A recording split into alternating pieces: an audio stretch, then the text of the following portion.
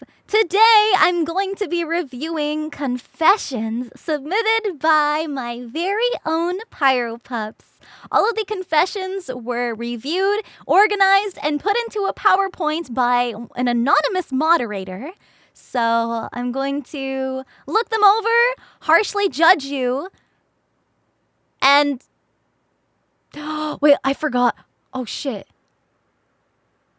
To also get back at me, the Pyro Pups were allowed to ask me a question in return for me to also confess to. So we're going to be confessing to each other today.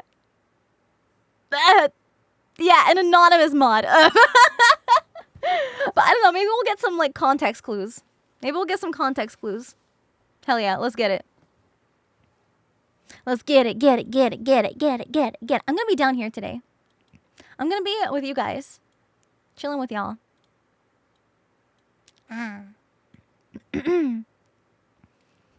Okay, without further ado, let's get started.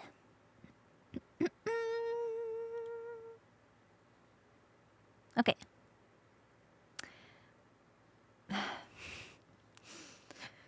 Wow. It looks like the anonymous mod is already commenting on some of these. All right, here we go. Here we go. Okay.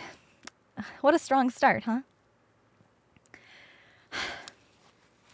Our first confession. Is it perfectly normal to look at and collect spicy artwork of various waifus? Bro, that's so boring. Yeah, that's not really a confession. I guess we're just assuming that is what you do. I guess it's normal. I mean, it's cultured. Yes, next. It's only gonna get worse. Don't say that.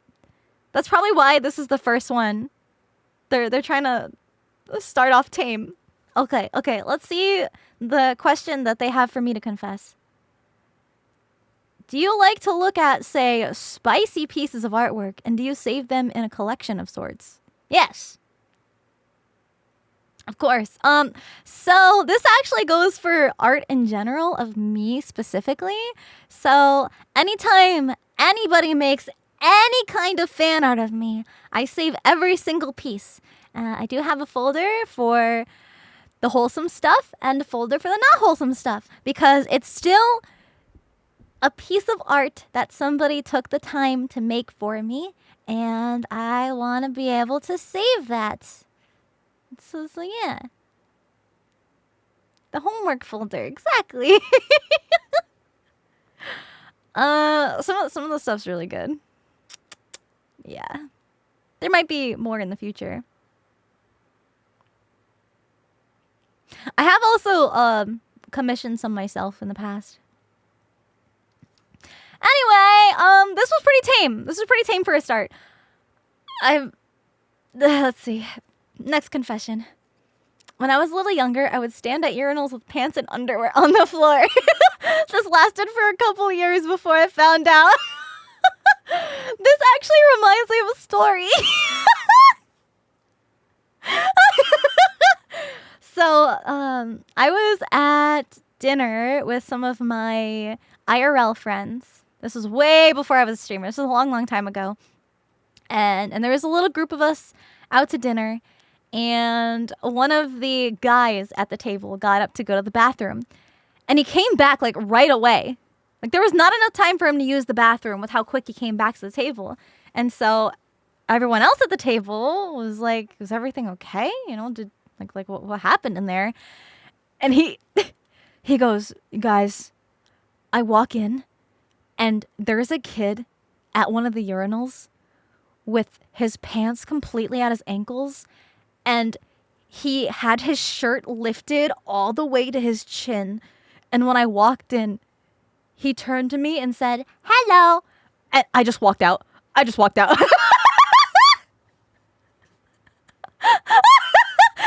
listening to him retell the story. So fucking funny. Just like this imagery of this child, shirt pulled up at the urinal, bro. Turned around. 'Hello.'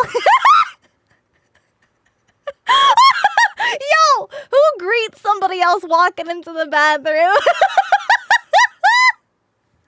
So yeah, the guy booked it out of there and was like, I can wait.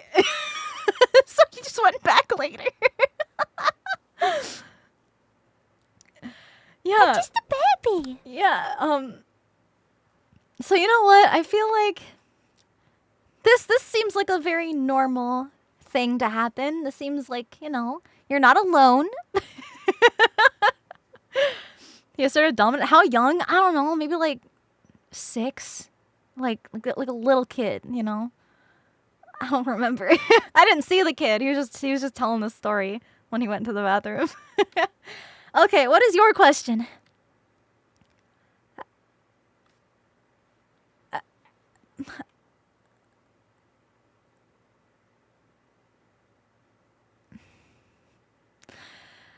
We have another anonymous mod comment. Some of these questions are worse.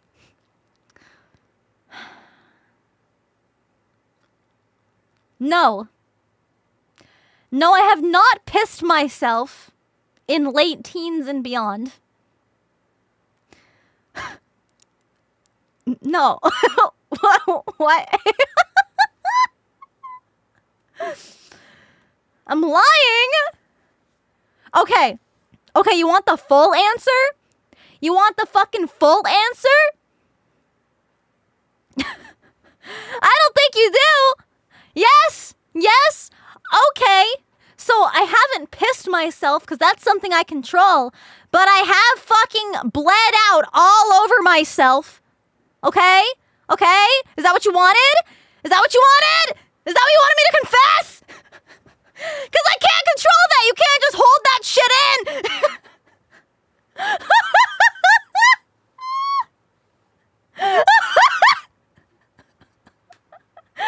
Y'all asked for it. That's worse. Depends on the wound. Yeah. Wound. That's technically not peeing. Yeah, but you guys think it comes from the same place, so I figured you guys would understand. Anyway.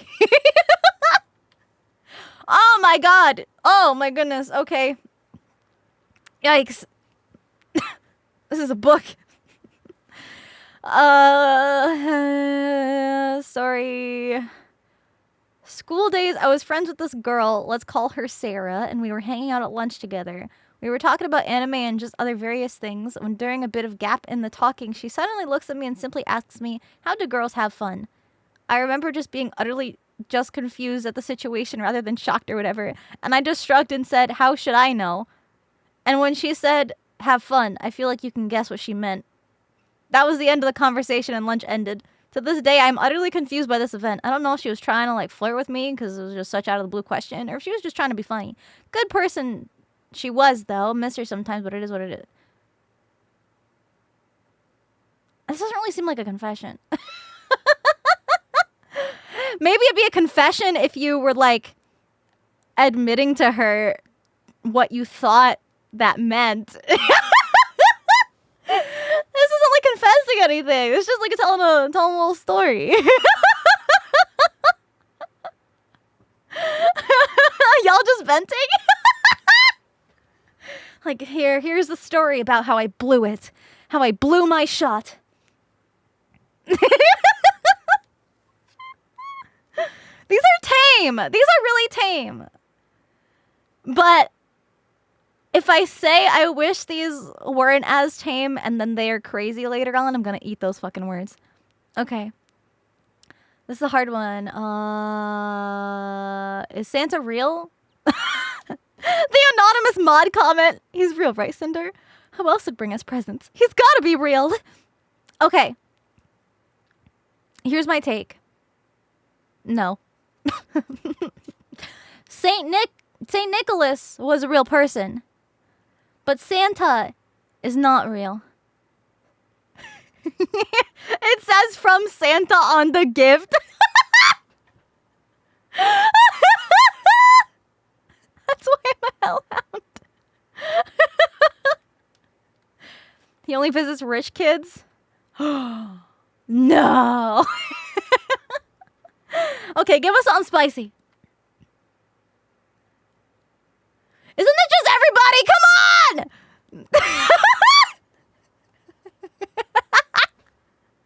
I feel like this is every terminally online person. Every day for the past 3 years. What happened 3 years ago, my guy? What happened? What was that turning point 3 years ago?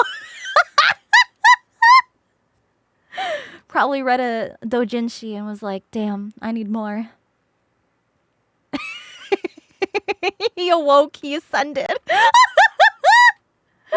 Do you think femboys are cute? Yes, absolutely, 100%. These questions are really tame. I thought these would be like deep, dark confessions you guys would be trying to get out of me. Hell yeah, femboys are fucking adorable. That's such an obvious question. Okay, here we go. In junior high, I was springing through the halls between classes, like running my absolutely max speed and along the wall of the hallway. Suddenly, the bell rung and a girl dashed out of the classroom in front of me and I crashed into her. We both went sprawling, and while I got up unfazed, she got up with a clearly broken arm. She started wailing, and the teacher immediately came out to start helping her. In a panic, I took off and ran away to avoid any responsibility. No one involved recognized me, or at least they never brought it up to me directly, but I definitely broke a stranger's arm and just ran away. Bro.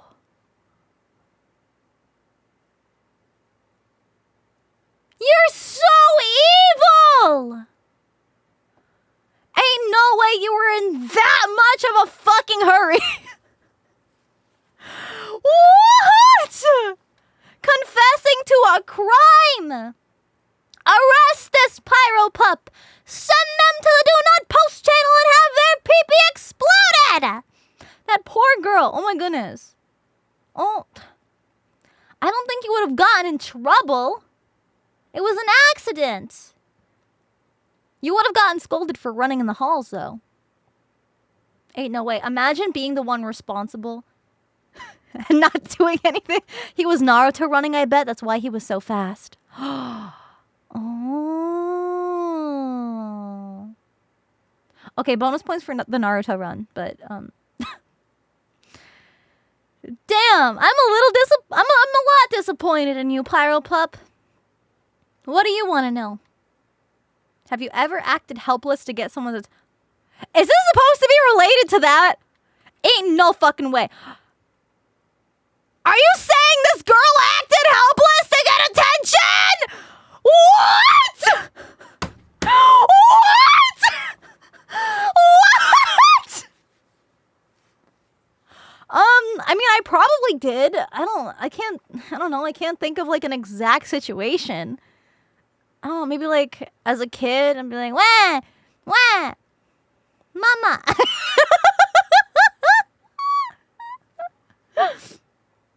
It's like when you pretend to die in front of your pet and see what their reaction is and see if they care.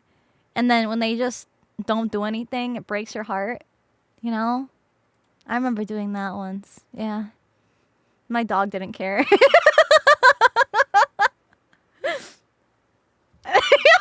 I feel like we've all tried that.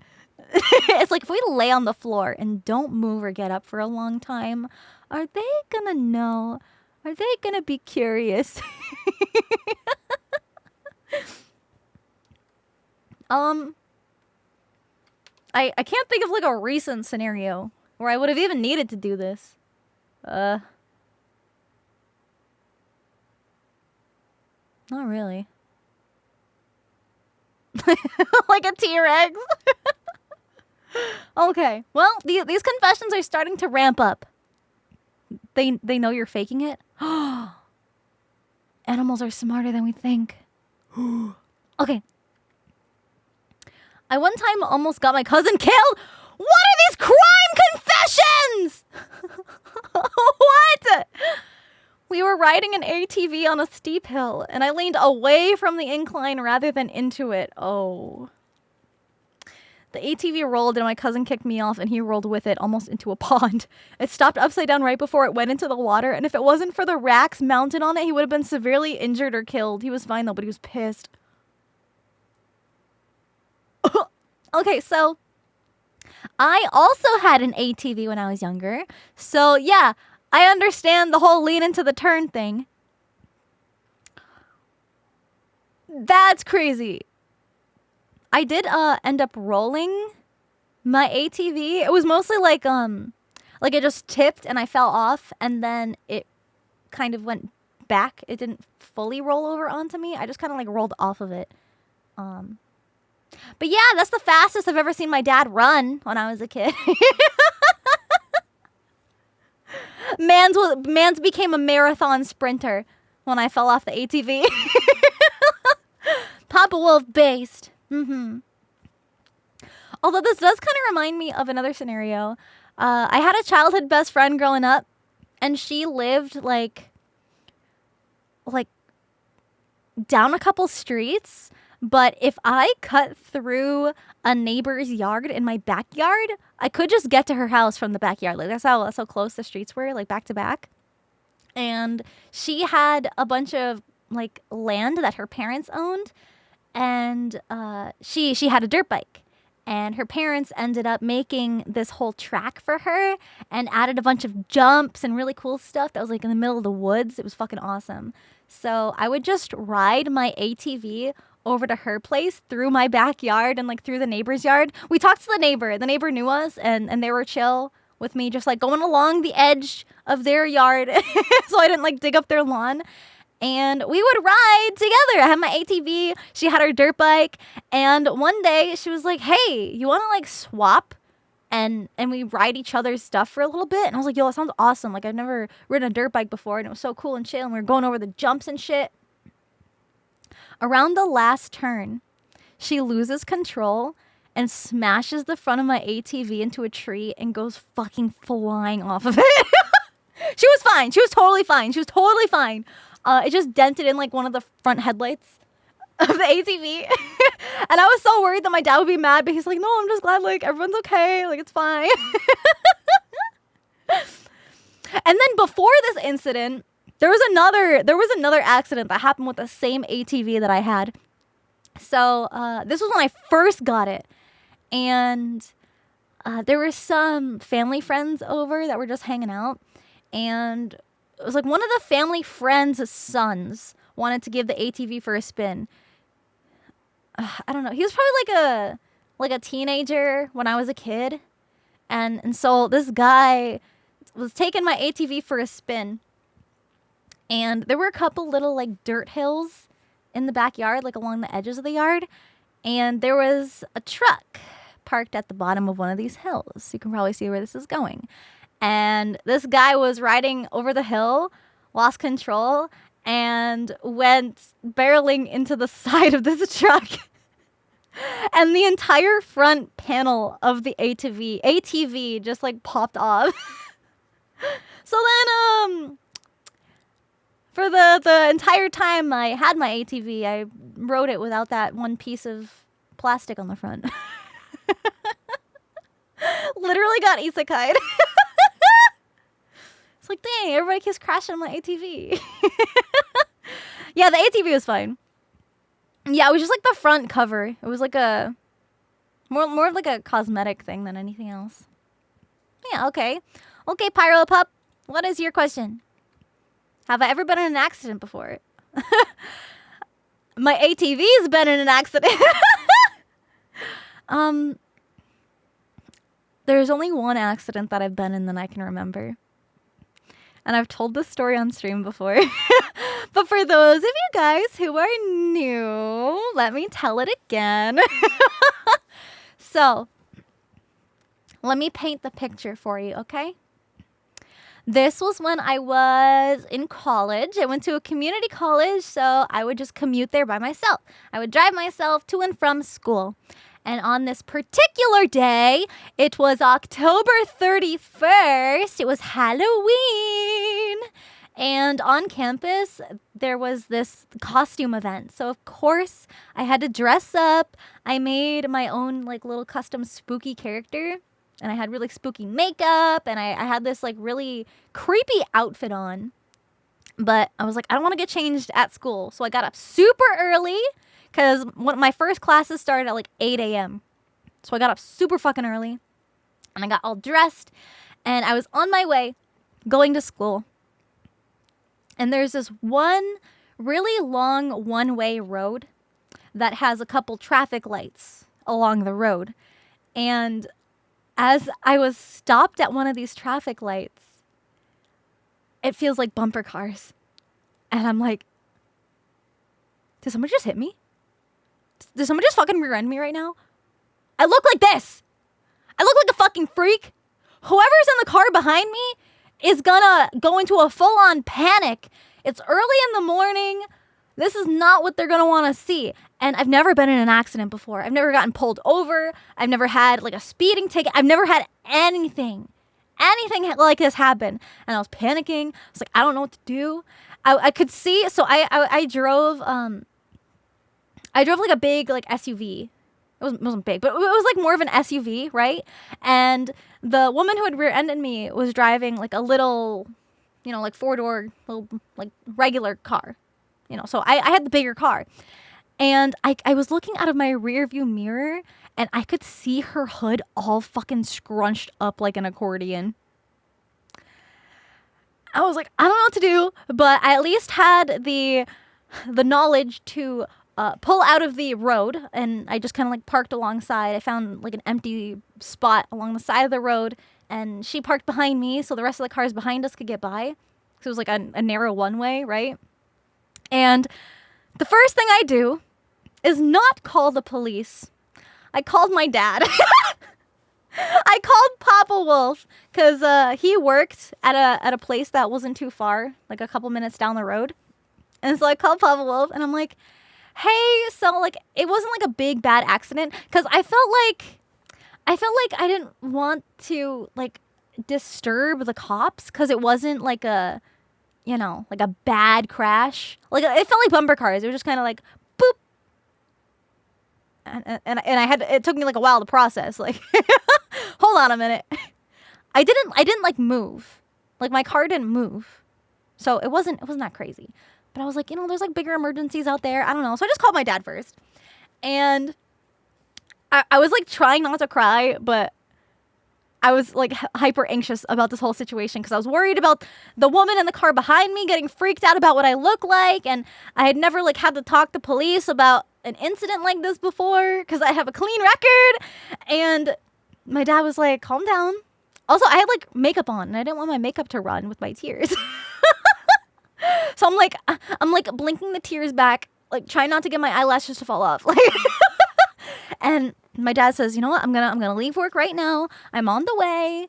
Make sure to call 911. Call the police and just tell them what happened. It's fine. Like I'll meet them there. I'll talk to the cops. Like it'll be fine. And so I called 911 and I'm talking to the people. And it was my first time ever doing that. It was kind of scary. And then they sent a cop to where I was. And my dad ended up showing up at the same time, which was super convenient. And all this whole time, I did not get out of my car. The whole time. The woman was probably like, what the fuck is happening? I wanted to check up on her, but I feel like I would have scared the shit out of her. I was more worried for her. I didn't want her to have like a fucking heart attack. I didn't know like who was in this car at this point. I had no idea who was in the car. So Papa Wolf was talking to the police officer, and they were both talking to the lady in the car. And my dad was the first one to come up to my window, and he was explaining the situation to me. Turns out the lady in the car who had rear-ended me had a baby in the back seat, and she was turned around, like tending to the baby behind her, not paying attention because the traffic light was backed up so far where it normally isn't, because there was a lot of traffic on this particular day, and she wasn't used to cars being at a full stop where they were at this point in time. So I was like, okay, like I get that. But still, pay attention. She got a fucking baby in the car. Can you imagine if the baby fucking saw me? I would have scarred that child for life. But anyway, my dad was like, yeah, you have barely any damage to your bumper. It's like literally just like some chipped paint. It'll be fine. We exchanged the information. And then, per routine, the cop comes up to my window.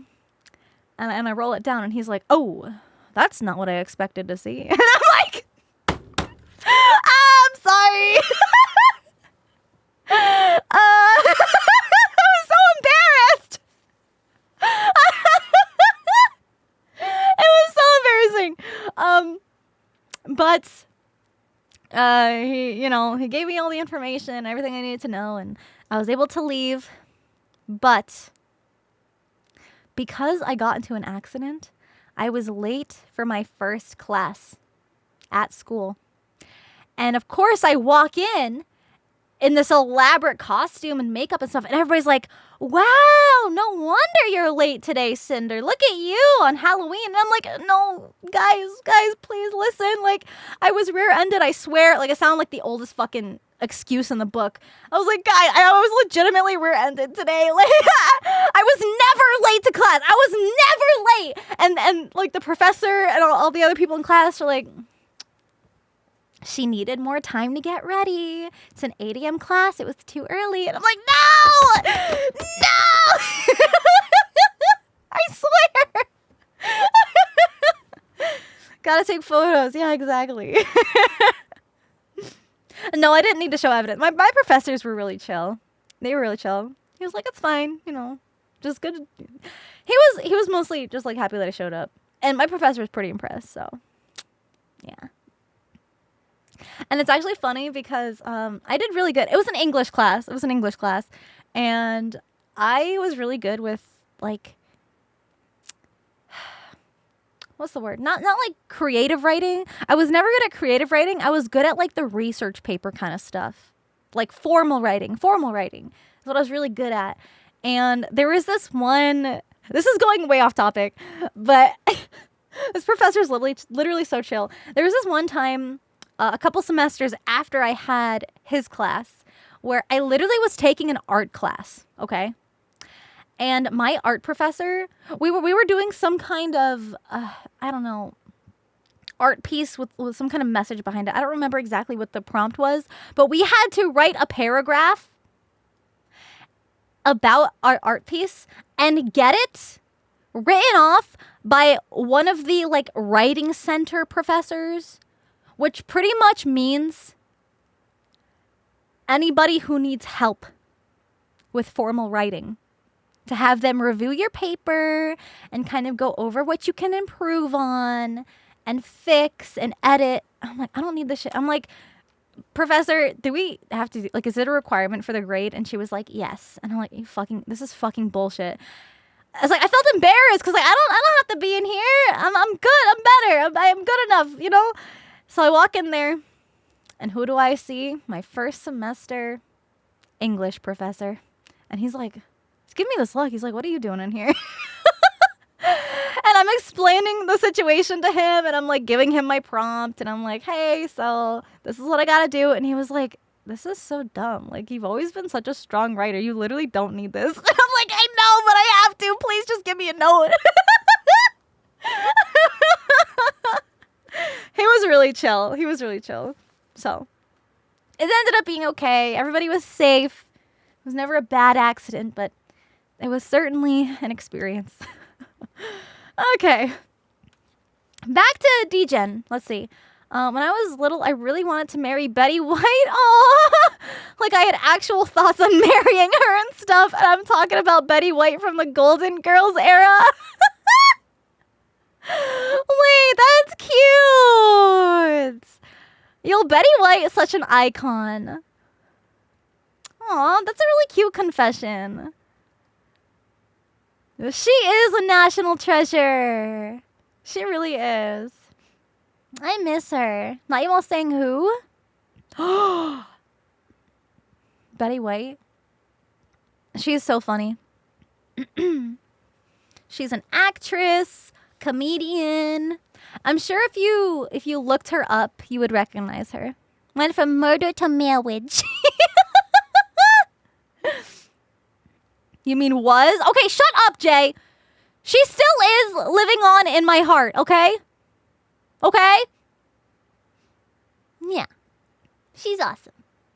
She still is awesome. Even to this day. Huh.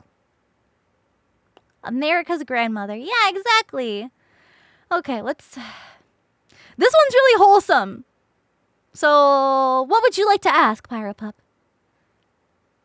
Have you had a straight experience that almost turned you?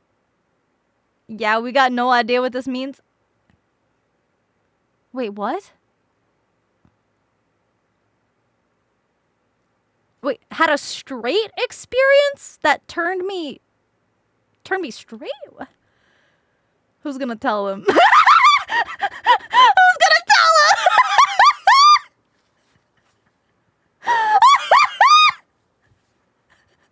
What?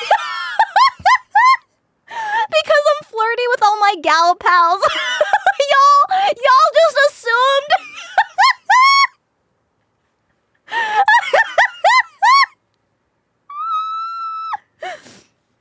Gauge. we all a little gauge. A straight experience that turned me gay? That doesn't make sense. If it's a straight, or like a straight experience that was so bad, it turned me gay. What? So bad? I know, it is confusing.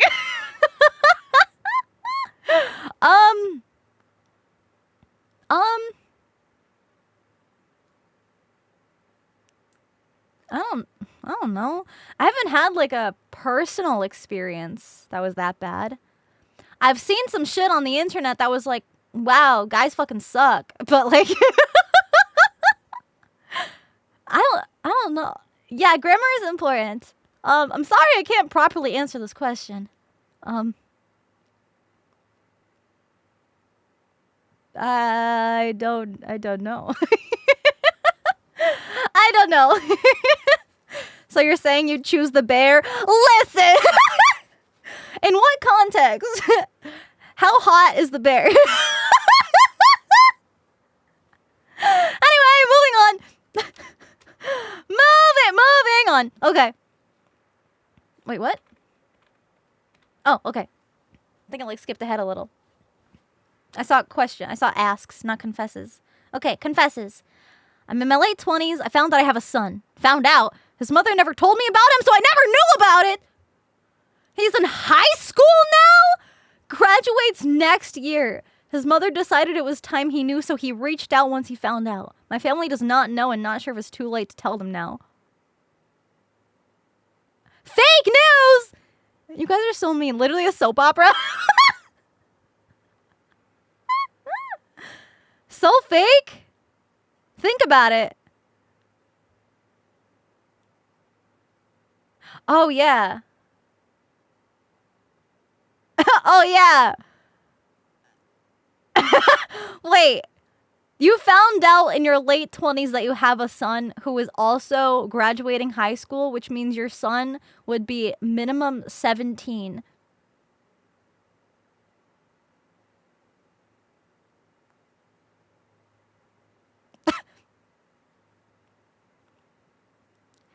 Sure, buddy. Sure, buddy.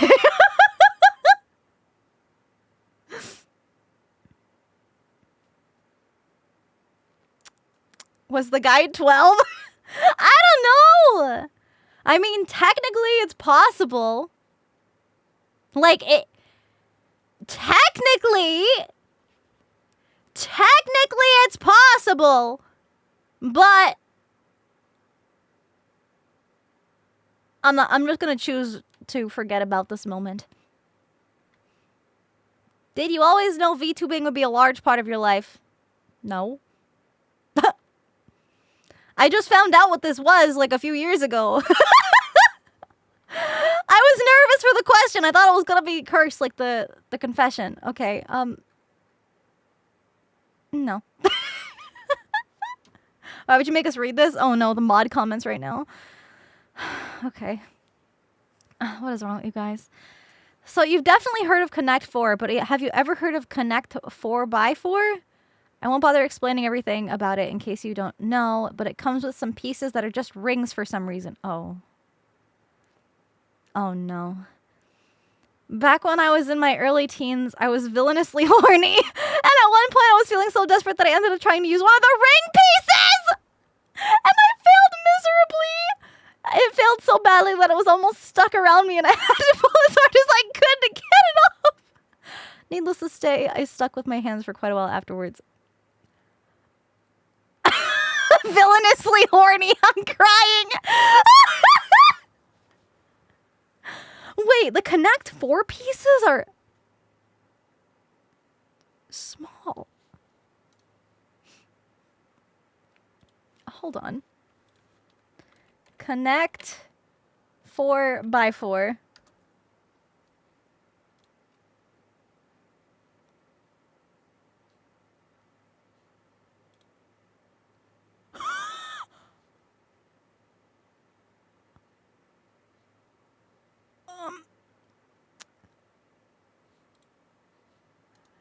Let me just save this image really quick.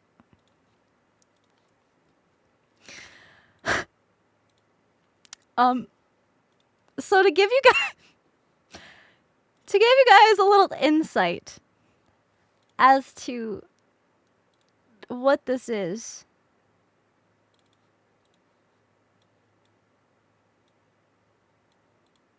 That's a dude's finger pointing at the piece.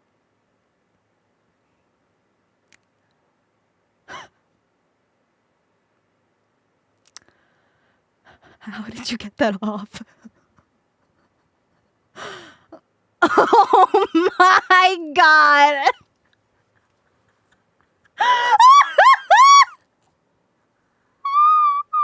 That's like hard plastic. And it looks like it's like a pretty like thick, not like thick, but like it's like it's longer. It's a longer ring piece than I thought it would be. It's not like a ring that's on your finger. It's like a thick ring.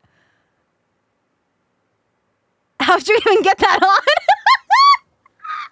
Anyway,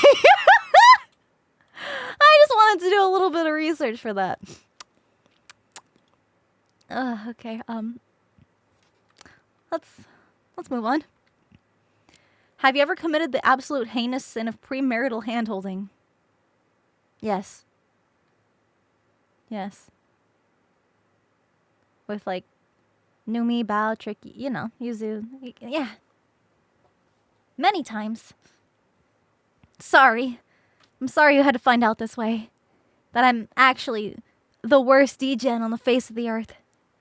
I'm sorry. It's a confession stream. You know, you confess to me, I confess to you. And I'd fucking do it again, you fucking bet I would. I'm no longer your streamer? I mean, that was a lie. Lewd tuber. I don't know. Not much of a lewd tuber. Sorry you guys had to find out this way. It's a little embarrassing, so we'll move on. Okay. Oh, we have another mod comment here. This is the smartest pyro pup. We are taking notes. Oh. Okay, let's see what this anonymous mod thinks. I told my professor that wouldn't allow makeup tests that my job scheduled an all-hands meeting when the test was scheduled, and if I missed it to take the test, I'd be fired and wouldn't have any way to pay rent. But in reality, I just needed some more time to study because I'd been too busy playing Persona 3 Reload. She said my boss was a jerk, not wrong, he sucks, and let me do a makeup test a few days later. I got an 87. Wow. That's just as bad as cheating on your test. That's just as bad. Lying to study more because you're not responsible! Honestly, based game, so I'll let it slide. They still got the W? True. Can't complain with that. You cannot argue with the facts that this pyro pup played the game and still got a high score. Yeah, you're thinking with portals here. A dub is a dub, and we take as many of those as we can get. What is your question? Have you ever gotten a speeding ticket? No, I actually just talked about this. No, never. Fingers crossed. Hopefully never, ever. But since becoming a streamer, I haven't really had a reason to need to drive anymore. Because I just kind of stay home and stream. I do drive back to Mama and Papa Wolf's house, like, you know, a couple times a week, just to see them. That's about it, though. It's like I don't even go get groceries. I just eat Factor, or get like delivery sometimes. Like I literally never need to leave the house. Sunlight? Nah. I don't like the sun.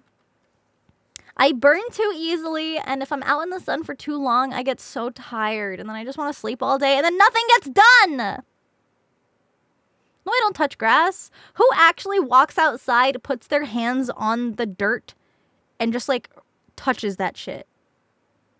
Who fucking does that? Like maybe, like, going out to sit in the grass, you know? That's different. Yeah, you just, like, go out there and pet the grass like it's a fucking pet. Who's a good little grass blade, huh? Who's a good little green boy? Yeah, just get a chia pet. See, now you guys are thinking. Okay, let's move on. Oh no, another anonymous mod comment. The amount of people that submitted stories like this is concerning. Oh boy. Let's see. When I was younger, say middle school, I was looking around my aunt's house for something to do because I was bored. I was going through some of her drawers and I found something. It was a pickle. I don't want to read anymore. I was curious at first till I hit the switch and it started vibrating. I immediately turned it off, threw it into a drawer, and went and washed my hands 3 to 4 times. I've never told her until I found that. Oh, I never told her I found it that day. Oh, okay. I was like, did you ever? No. That's the kind of stuff that dies with you. Or you can anonymously admit it live in front of thousands of people for content. Wait, there were so many stories like this?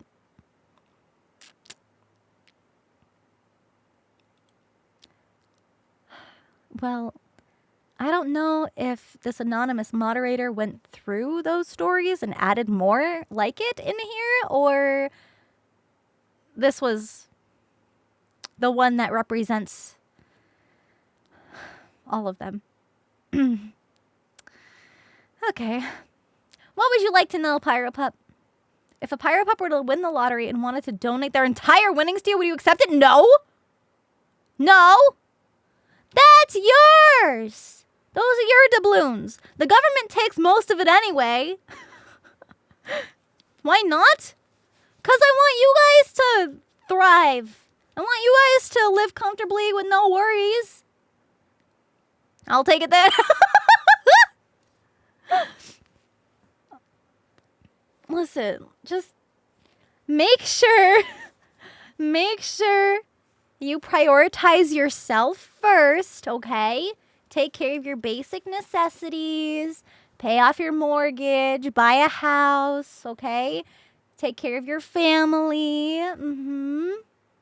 And then, with the extra fun money, don't use it all. You should still save some.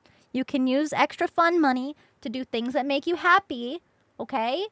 You guys say, oh, but you know, supporting my streamer makes me happy. Okay, well that's different. You got to do other stuff first. I'll give you permission if you can promise me that you'll do the other stuff first. How's that? I will only accept 5 subs maximum.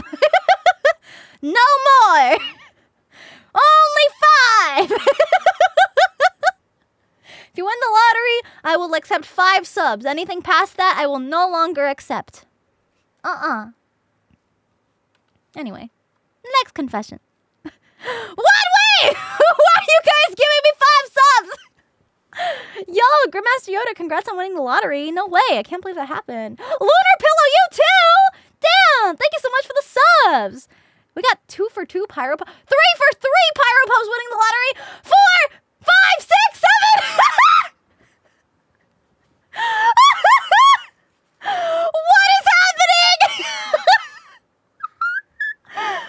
Pyropups keep winning. You guys keep winning the lottery. Oh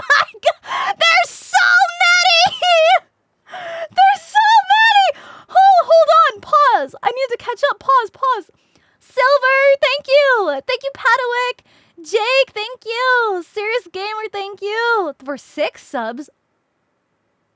Canceled. That was more than 5. That's not the agreement. I will not accept. Blaze Rasgris, thank you. Thank you, Jay. What the fuck, dude? Jojo, thank you for 6 subs. Why is it 6 and not 5?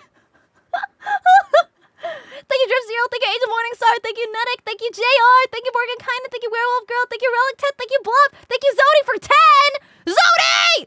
What are you doing? Thank you, Dark Messiah. Thank you, Big Oss. Holy moly. Pestilentia. Thank you so much. Thank you, Hammerhead. Thank you, Milo. Thank you, Tavi. Thank you, Dark Predator. Thank you, J-Hawk. Thank you, Marshall Kaiju. Holy. Oh.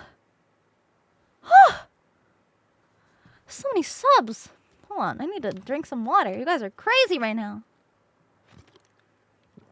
Yo, where's the goddamn hype train?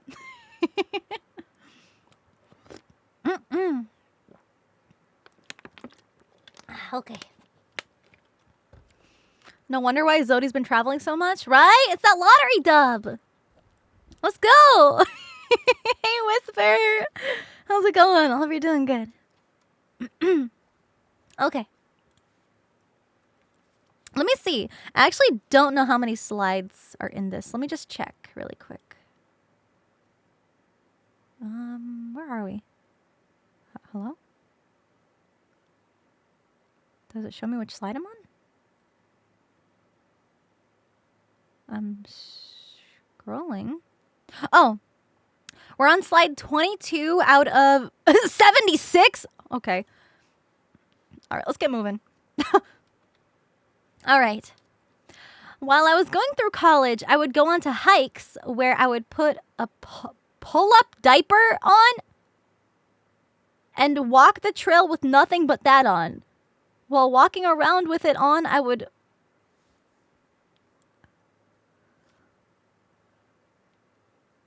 What?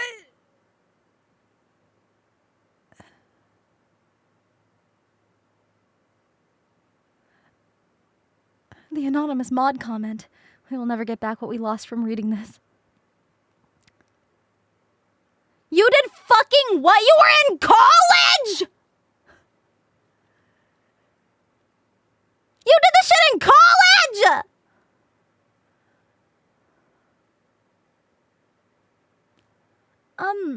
Why is hikes in quotation marks? Did you just like walk around? Or did you like climb up a mountain like this? Was it like... What was the point? Yeah, what does hikes mean? And why is it worded like that? Did he go around campus?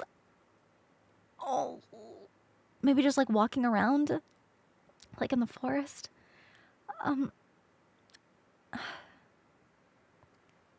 I mean, I can. No, maybe I can't see that. No, if you're out on a hike, chances are there's a lot of nature around you. All those trees you're walking by have the potential to be the bathroom. You don't have to go in a diaper. You can just whip it out. Just squat. Dig a hole.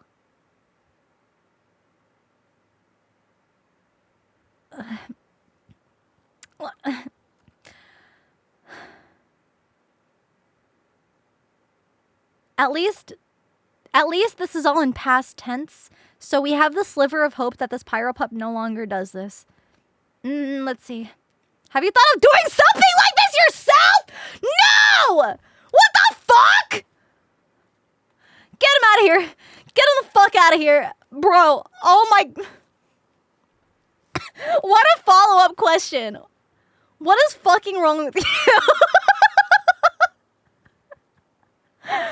I fucking hope none of this is real. This better be for the fucking bit. I swear to God.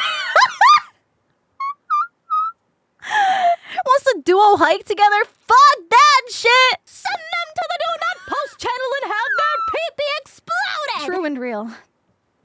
No, thank you. I don't think I'm ever gonna recover from this moment.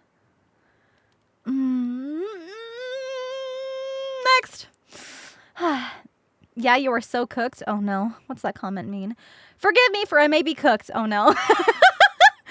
I got a 6-foot body pillow. No lewd covers, but I want one. There you go. And it has gotten to the point where I rarely sleep without it.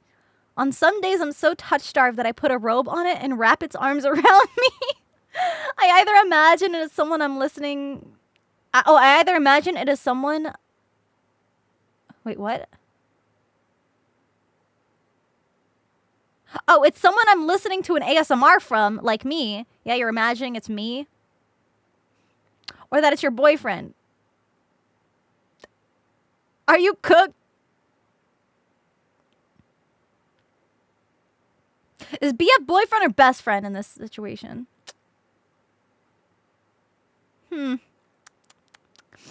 Well, I will admit that body pillows are very comforting. And before I got a weighted blanket, I used to cuddle up with a lot of plushies with, like, you know how like plushies have like the little arms sometimes or like a tail? And I would just like rest the plushie arms like on me so it felt like I was being held. So I can relate to that. I can relate to being touch starved. That's why I like to hold my friends' hands when we hang out and like walk down the street, and I like to hold their hand because it's embarrassing. But it's cute, okay? It's that part is sweet, okay? You hold your own hands when you sleep.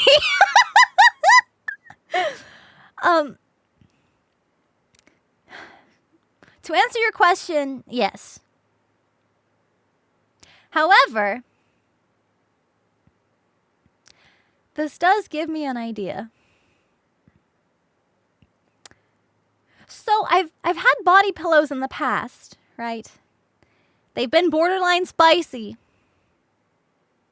But would y'all want like all the way spicy? Or is it better to have like the wholesome ones?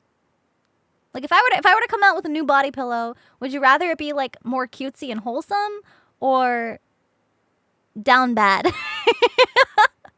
If we can only have one option. And the reason I say this is because the place where I've had my body pillows before, they're not allowed to sell not safe for work items because of certain payment processors do not accept to take payments for not safe for work goods. Like PayPal. Like, you know, PayPal doesn't allow purchasing of spicy goods, okay? Like whole titty out kind of deal. However, I recently just had my first little dip in the water for not safe for work merchandise. So maybe I could get into contact. I don't know. We'll see. Too much of a coward to buy? Oh, okay, I won't do it then. Sorry. Okay, never mind. I got one guide. Sorry. Yeah, Mitsu. Yeah, Mitsu's got the spicy merch. One guide. And who knows? Maybe enough of you guys really like the Succubus merch, and y'all have been supporting Mitsu and buying that merch. I don't know. Maybe she'll want to do more. But I can't say. That's her plan. I don't know. Next. Oh no. Let's see what their question is for me. Oh boy. Do you own a body pillow? Yeah, I do. I only have one actual like pillow insert, but then I've got like a bunch of different body pillow covers, like the pillowcases. Yeah. Yeah. Of what? Mostly Genshin men. Moving on. All right. So I used to write colorful adult stories for my ex. Worst part is my Google Drive is full of them since I have no idea what to do with them. That's a problem. I have well over 50 stories over 2.5 years, but I don't know if I should publish them or get rid of them. Yes! Put them on the internet! Yes! 103. People love that stuff. Publish them! Publish them! Yay!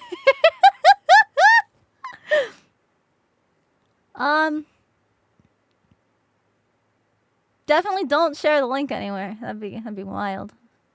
I love how everybody is saying to publish them. Send it to the internet. Yes. Yeah, for the Touchstar people. Yeah. Think about us.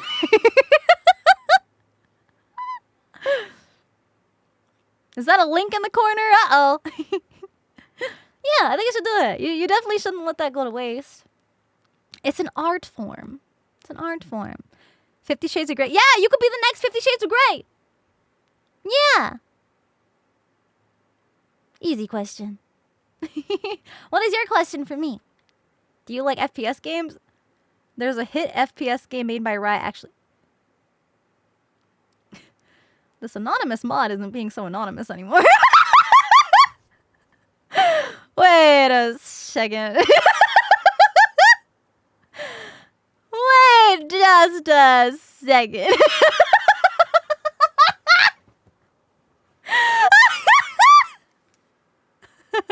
Yo, who wrote that?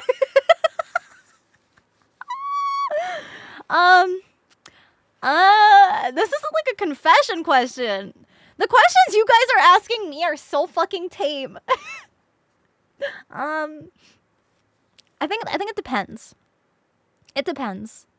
I don't know if I'd like a generic, like, I don't know, army war battle shooter. Like just with guys and guns. Like, I don't know, Call of Duty. Like it's just dudes with guns, right? They just go pew pew and that's about it, right? I like the pizzazz. So I really like Doom Eternal. That was fun. Still gotta finish it. Cause I had like monsters and like different like I don't know, like creative weapons that you can use. Like fun unrealistic guns.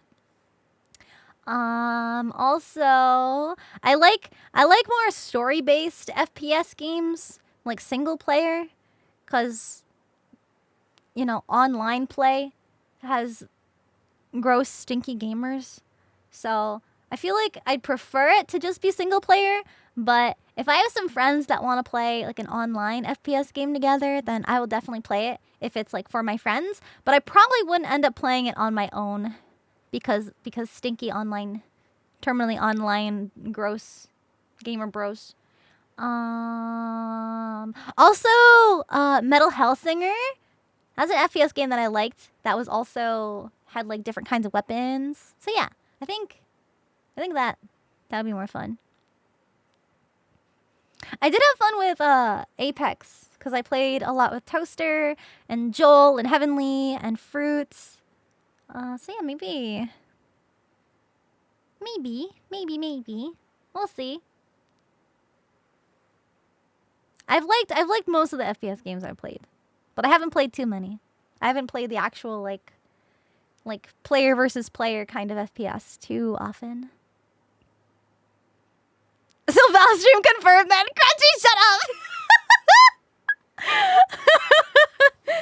We'll see. Maybe. Okay, next confession. During the first week of my new job, a coworker snuck super hot sauce into my sub and ruined it for me. Oh shit. Fast forward 2 years later and I decided to get my revenge. 2 years, bro? You were stewing on this for 2 fucking years? Talk about a grudge! Oh my god! Decided to get revenge by sneaking some very hot sauce into his ice cream as well as his drink in a non-transparent bottle. So once he dug into his ice cream, he got up and started running around only to drink from the bottle and have it get worse! That's too much. That's over the fucking line. You're the worst kind of evil. Oh my god. He never found out who put the hot sauce into his stuff, so now he checks his ice cream at work before eating it. You gave him PTSD! You made him paranoid! You became a villain, yeah. All right, listen. Getting back with the hot sauce and the food, I understand. Although it's kind of silly to put it in ice cream, because wouldn't the ice cream just, like, cool it down more? I don't know. But, damn. In the drink? In the drink, too? That's a low blow. That's a low blow. All right, what do you want to know? Have you ever been tricked into eating hot sauce or something spicy? I've never been tricked. No. Cause I don't know. I can usually smell it anyway. Like I can smell if something's spicy cuz it smells like burning. No, I've never been tricked. I have eaten it willingly. I will say. I've done it for the bit. I've done it for the content. Yeah, it's always been voluntary. I really don't like spicy stuff. Even, like, it was the first time I've ever been to a hot pot place. It was at a convention, and I went with a bunch of friends. And I ended up sharing a pot with, I think it was Aru next to me. And then across from us was Giri and Onibro. And I don't remember if Tricky was there too. I could have sworn there was somebody who liked the spicy and somebody who didn't like the spicy with me. I don't remember. But it was definitely Giri and Onibro, and they like spicy. So in half of the hot pot broth, they got spicy, and then the other half was like a non-spicy. And Giri and Onibro were going ham in the spicy broth, and they were like, "Oh, this is so good! It's so yummy!" And I was like, "That might be a little too hot for me." And Giri, she's just so sweet. She was like, "Do you want to try? It's really good." And I'm like, "Okay." I didn't want to say no to her. She seemed so excited. She made this like seem like the most delicious thing. I was like, okay, I'll try it. So I had a piece of meat that was from the spicy broth. My nose started running. I started like drooling all over the place. Oh my god, it was so spicy. I was like, girl, how do you eat this? So I wasn't tricked. I just, she's just so nice, and I wanted to be able to enjoy it just like she could, but I wasn't built that way.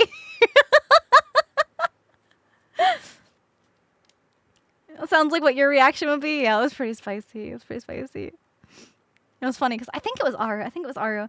We were both just like sitting there trying the spicy broth, like. I might be remembering that wrong, but I will never forget that experience eating the spicy hot pot broth. Oof. Okay.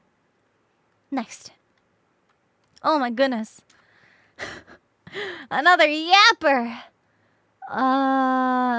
In high school, I got into a sword fight with this dude in the boys' locker room after a pool session in PE. When you say... The way the music just stopped too.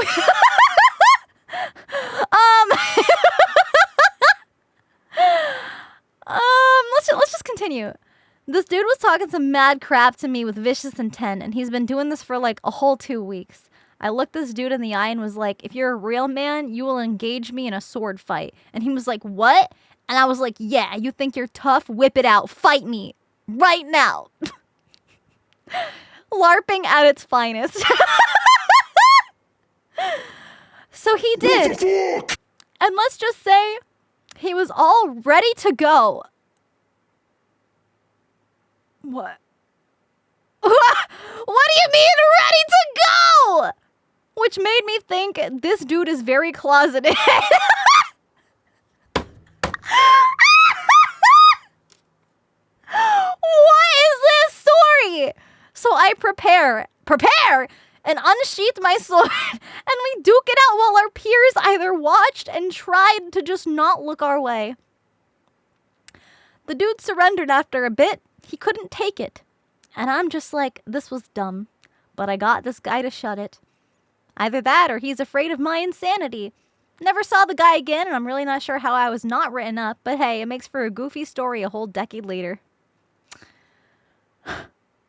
Couldn't take it. They said a TOS friendly story. Yeah.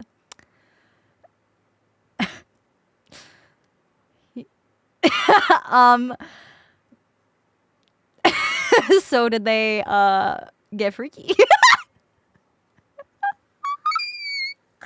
It was with the pool noodles. Yeah. It was with the pool noodles. Honestly, I also would engage in battle with my own noodles. I'm in hell, Mr. Squidward. Subscribe to Sinder, or you're fired. Children being so creative with their imaginations, thinking that pool noodles are swords. So silly. Okay. Do I want to know what this pyro pup is going to ask me? Have you ever walked in on something that you feel like you really should not have seen?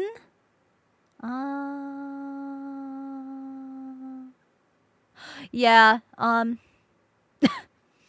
yeah. So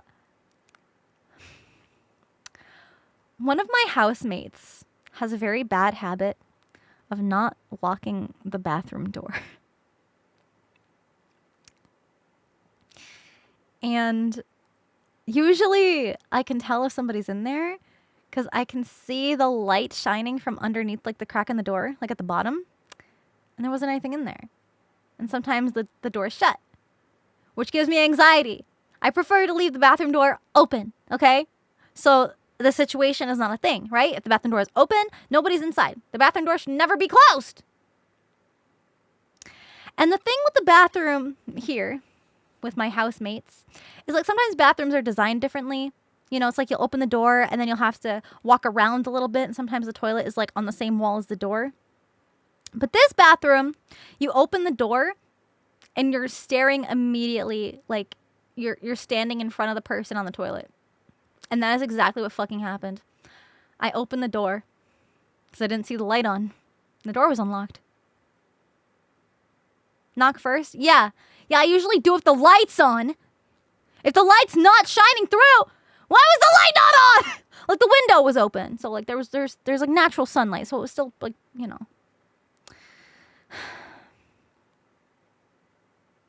Yeah. Yeah, I just walked in and they were just sitting on the toilet and I was like, I slammed that door back shut so fucking fast. When you go in the dark, it's just better? Really? Oh, hey, bro.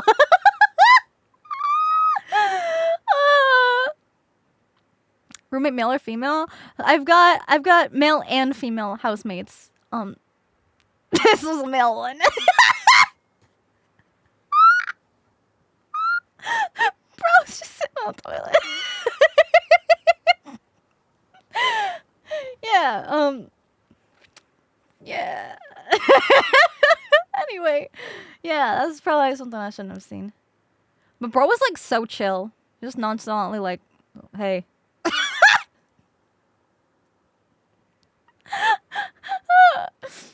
Okay, moving on.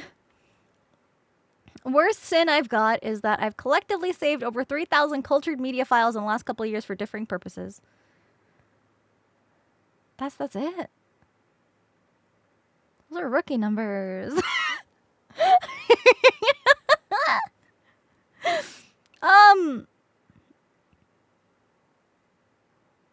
This is really tame. This is really tame. You passed the VTuber fan test? True. VTuber fans totally touch grass? True. Yeah, I agree, Crunchy. I mean, I agree, anonymous moderator. Commenter, yes.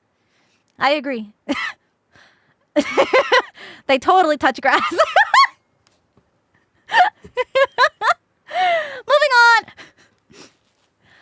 Have you ever fantasized about any of your favorite characters in a cultured context? Well, you see, that's all I fantasize about. You guys think of real people? Ew. Listen! I can't be the only one!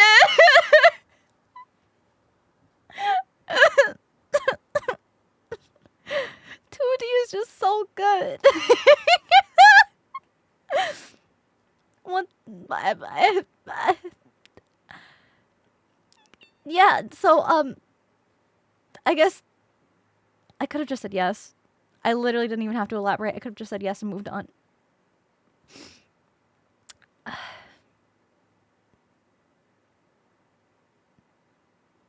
Okay. Complains about being touch-starved, only thinks about fictional men. Welp! I guess I'm cooked. Next. I stole $50 from a friend to feed my Oreo addiction. What the? $50 fucking dollars for Oreos? That's so many packs of Oreos. Hold on. Hold on. A pack of Oreos.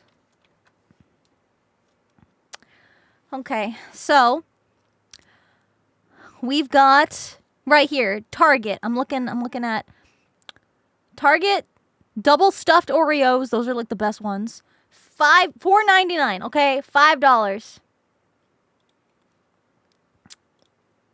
If we do this exactly, right? If we do specifically $4.99, right? Oh, I did this wrong. No, we want 50. Okay, clear. 50. $4.99. Bro, that's 10 fucking... That's 10 boxes.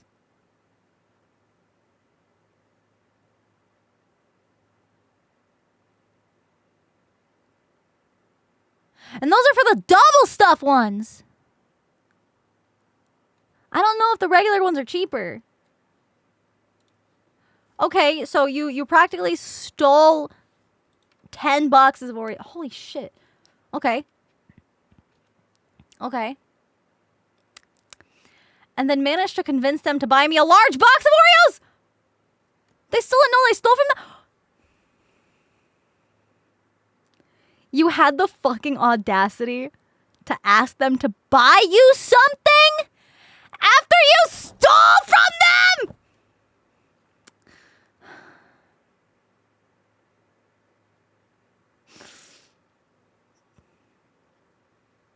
I mean, the Oreos are so fucking good. They are pretty damn good. I'm not gonna argue with that one. But that $50 is a lot of money. Although, you know what? Maybe your friend was pretty well off if they didn't notice that $50 went fucking missing.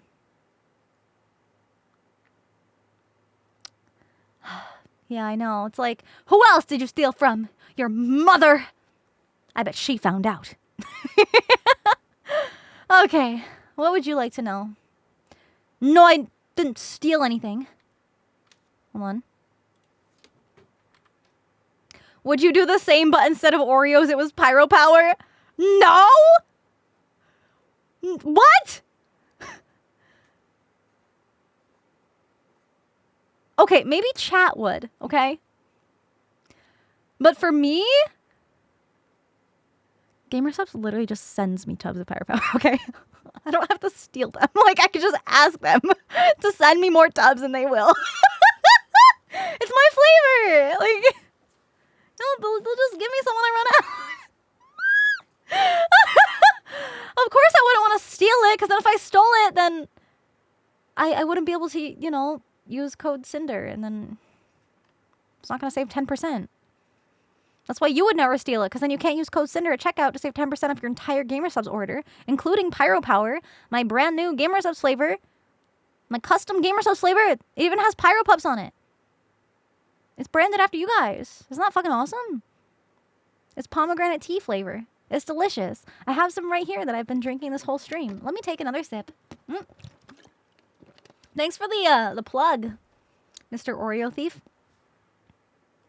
Appreciate it. You need that 10% off? Hell yeah. Hell yeah. Shameless plug? No. Yeah. Yeah. Okay. Next. My fiance had a body pillow of cottontail. It is now my body pillow. Honestly, based. Based. Is it like a spicy one? I actually don't know. I don't know what, like, how lewd Cotton has gotten with her body pillows. Let's see. Cottontail VA body pillow. I know she had one of her, I think she had one of her newer design. Unless I gaslit myself. Did she not? I see this one of her older design. Oh, this one's cute. Con, if you're listening, Cinder's gonna need a sample of your body pillow set ASAP.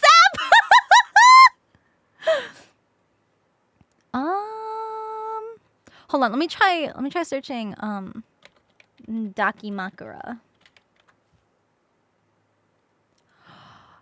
Oh, there it is. Oh, yeah. There it is. Yep. Yeah, that's what I thought I remembered. Yep. So it's either that one or the one of her old design with her tits out. Both are hella based as fuck. God damn. Hey, Con, if you got any extras, actually, wait, let me just go. No, it was limited. God damn. It was limited. Sometimes we don't get the dub, and that's okay. All right, well. Are you going to ask me about my body pillows? Are you going to make Demon Cinder Booba / XL Booba mouse pads? Give the people what they want. It's something I've thought about. I can't, like, set anything in stone. Because the XL Booba mouse pads are a pretty expensive merch item. And I have a lot of really big things coming. And I don't want too many big, pricey things all at once. Because then, you know, it's like dropping a lot of money on merch all at the same time instead of spacing it out. And sometimes, you know, people want everything, but maybe they can't get it all around the same time. So I like to space things out whenever I can. So please know that there are lots of things I want to do. We haven't had any, like, Booba mouse pad or Daki of this design or my demon design. It's just kind of how things have worked out. It's not that I don't want to do them. It's just I want to space out the merch drops. And you guys at least know that the demon figure, the scale figure, is going to be coming in the near future. But those pre-orders are probably going to be open for a lot longer than the bikini figure was. So, like, that's one thing. I don't know how much that's even going to be. They're still trying to figure it out because it's going to have lights and stuff. Yeah, if you guys are new here, boom, this is it. So this is the next big item that I'm going to have available. So if I also did the big Booba mouse pads and another big thing that I'm doing soon and this demon statue, it might be a bit much. However, if you really want this statue, the pre-orders are going to be open for a long time. And if you want to be notified when the pre-orders are live so you don't miss out on this, you can check out the pinned message at the top of chat, thanks Red, or you can use the command demon in chat, and that will take you to the Novel Horizons page. Novel Horizons is the figure company that makes this and made my last one. Speaking of which, the summer ones are going to be shipped out very, very, very, very soon. I appreciate you guys being patient with those while they box them up and ship them out to you. But once those are all done, this one is going to be ready when it's ready. But this one won't be for pre-order until all of the summer ones are all shipped to you guys and you have them in person. Yeah. Yeah, they've just been so backed up in their warehouse. It's been crazy. No selling kidneys, okay? But this is just kind of like, because I like to keep some of my merch drops a surprise, because surprises are fun. But this was the one thing that I wanted to let you guys know about in advance, because it will be open for a long pre-order window. But if you guys want to get your hands on it, as soon as the pre-order window's open, you'll know that like there's something coming that you could save up for. Okay? So it's not the mouse pad. It's something cool. Still something cool. Okay. So I hope that's a reasonable and understandable answer. But I will say there's going to be some really cool stuff coming up in the near future. Oh, wait a second. What day is it? Oh, shit. Oh.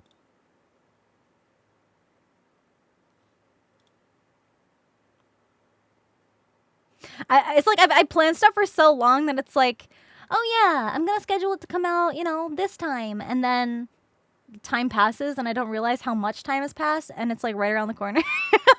No, it's not like this week, but it's sooner than I thought it was. Cuz it's like, this month is already almost close to being over. It's like we only got a week left of this month and then it's like the end of the summer already. That's crazy. That went by so fast. Like it's just like time is going by so fast. So, stay tuned. Stay tuned for cool stuff. Okay, next confession. When I was younger, my older brother convinced me that if I call 911, I could get some free ice cream. And so being the dumb kid I was, I believed in him, and so I called 911 on my mom's phone. And as soon as I heard the 911 operator say, 911, what's your emergency? I hung up the phone and my brother called me a chicken for not doing it. About 20 minutes later, the cops showed up at my door and my mom had to tell them it was an accident. I never got my ice cream that day. Oh no! Didn't your mother teach you better than that? Why don't you just ask your mom? Just ask your mom for ice cream. And if she says no, then you can be like, I'm going to call 911 because Big Brother said they give me free ice cream. And then you're using that against your brother because he's the one that got you in trouble, right? And then your mom would punish your brother for giving you that false information. That's actually a very big deal, right? Right? And then also, your mom would probably feel bad that your brother told you that lie and you believed in it and you were so excited for the free ice cream that she would go out and buy you ice cream and not your brother. But we're just dumb kids, so we don't fucking know anything. Lacking critical information. Listen, I'm an only child. I never had siblings. I had cousins that lived close by and were my age. But at the end of the day, I could go back home and not have to deal with them.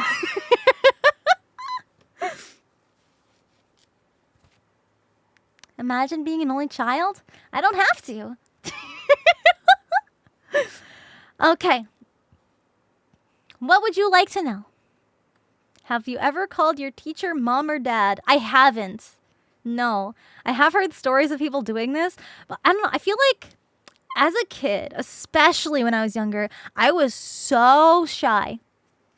I was so horrendously shy that I would barely speak to anyone unless I was spoken to. So I never like called for the teacher because I was so shy. And even if they did speak to me, I would get really nervous. You did it? Oh no. I'm sure they understand, especially like, you know, early on in school. You're just so used to it. Used to your parents being around as the authority figure. That when you have a new authority figure step in. Is it common? Yeah, I was really quiet. But also, I didn't like doing things wrong because I felt like if I did things incorrectly, I would get scolded. Because when I do things right, I would get like praise and rewarded for just doing good. And I wanted to keep doing that. And I saw other kids around me like not doing their homework and getting called out for it. And that was my biggest fear growing up, was doing something wrong and getting outed for it publicly in front of the whole class. So I never wanted that to happen. So I always made sure to do exactly everything that I was supposed to do. And I feel like if I were to accidentally slip up and call my teacher mom or dad, I would have never recovered. Because I would have been like, that's wrong! That's wrong! I'm going to get yelled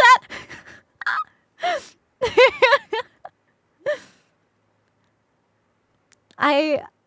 I had mostly straight A's, yeah. I had A's and B's. And then I got a C once because I had a really shitty English teacher that didn't let me do, like, private presentations after class. She made everybody get up in front of the class, and I was like, I have crippling anxiety. Can I schedule it to be after class so I can still get credit? And she was like, no. All right, bitch. And my parents hated her too. My parents absolutely hated. She was such a vile woman. And I got my very first C. It was in, was it high school? Yeah. Yeah, it was high school. Yeah, my very first C was in high school. For this stupid situation. And that was the year my anxiety peaked at its worst. Probably because of her. But yeah. Yeah, I always tried to do my best because my parents taught me that grades were important. And so I got my degree, and now all that means nothing. Anyway. When I was a kid, I knocked over my aunt's fish tank while I was visiting out of town with my mom and sister. My aunt was super devastated the moment she walked in the scene of the crime. Well, it's just an accident. It's just an accident. Did you confess? Did you tell her it was you? Or did you get away? Did the fish survive? That's a real question. Fish's last words, bloop bloop. Nah, the fish's last words would be something like You're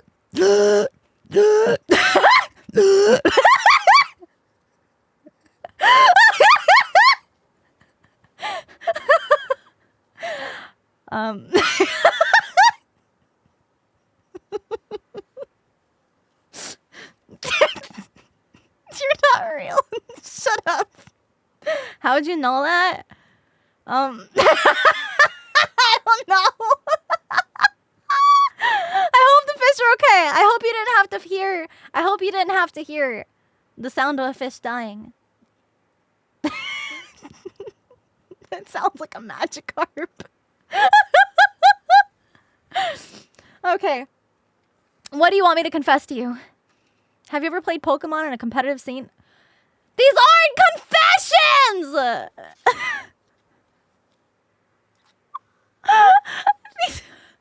Although you know what?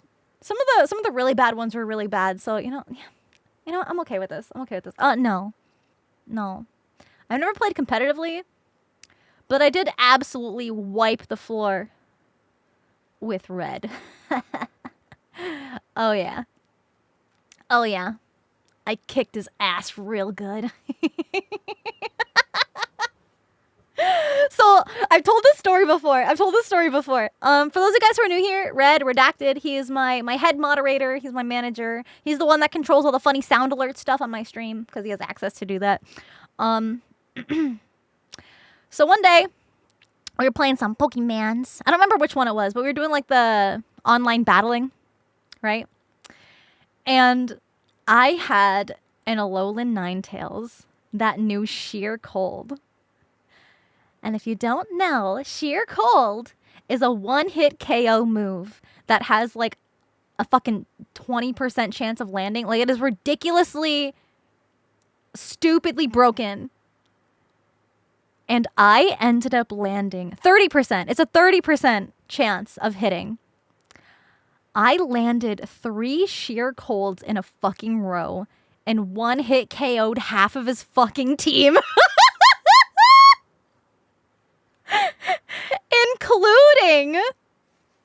including his, I think it was his Mega.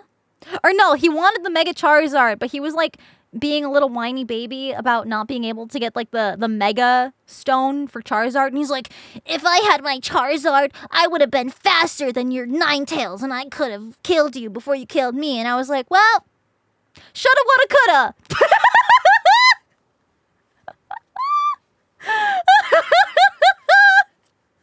Skill issue, bro.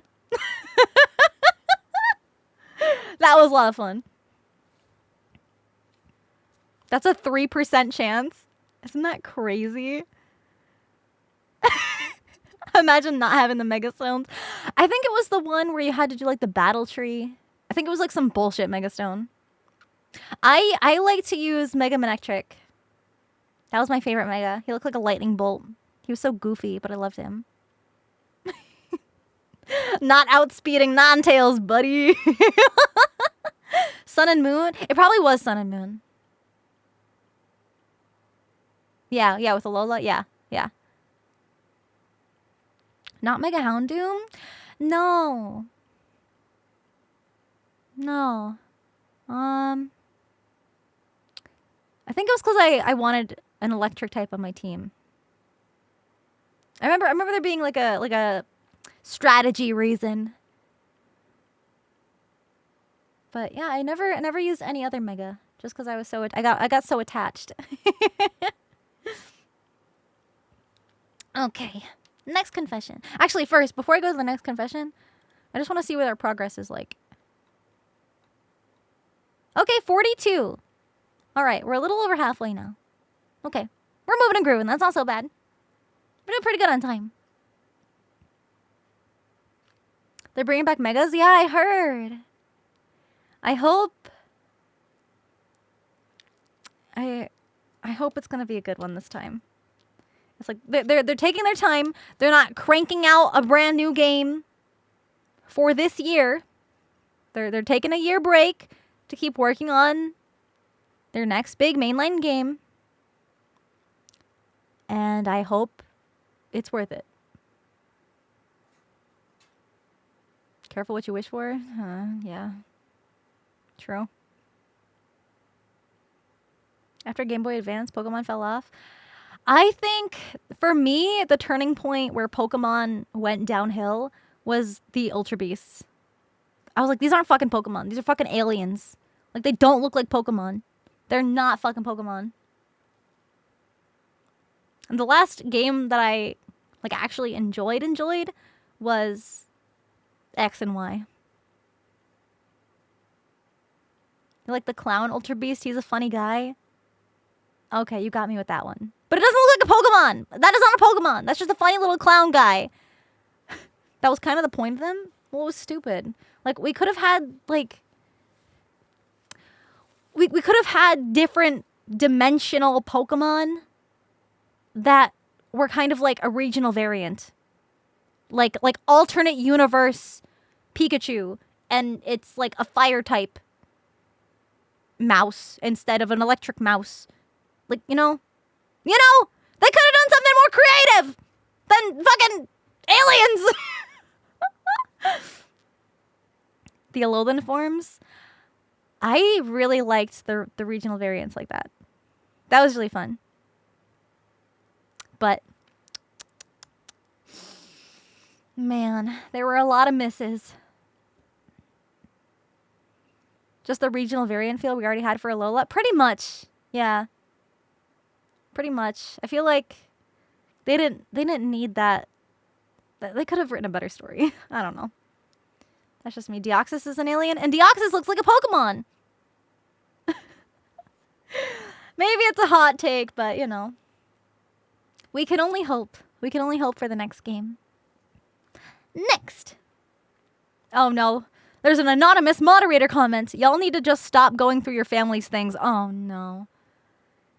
Oh, okay. When I was a little pup, I was very curious on many things. However, I may have flew too close to the sun with this one and have thus been burned with regret. To make a questionable story short, I took one of my mom's toys and played with...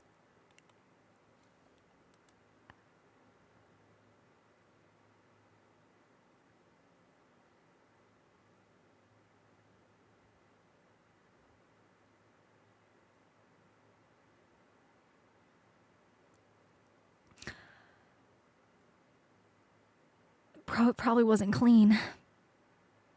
It probably wasn't clean, bro.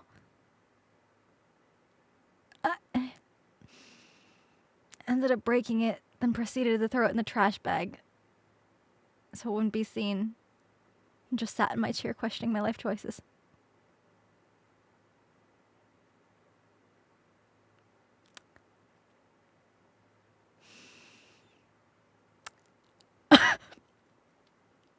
You know what? I will say that's very bold of you.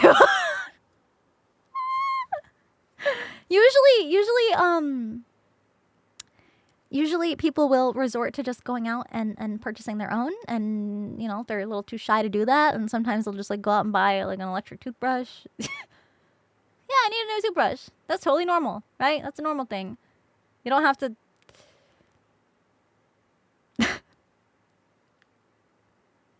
Anyway.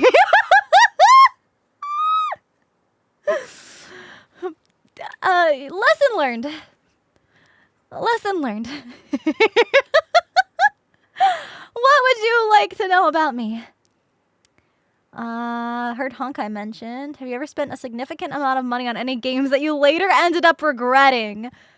So, I have never spent like an insane amount. Like, I see some people wailing for like 6 fucking copies of the same character. I've never done that shit. It's like, once I get the character, I have the character. I'm satisfied. I don't need to get however many fucking copies every single time a brand new character comes out, okay? I don't need to spend thousands of dollars. The most I've ever spent is maybe like a couple hundred. And that's mostly just because of the content.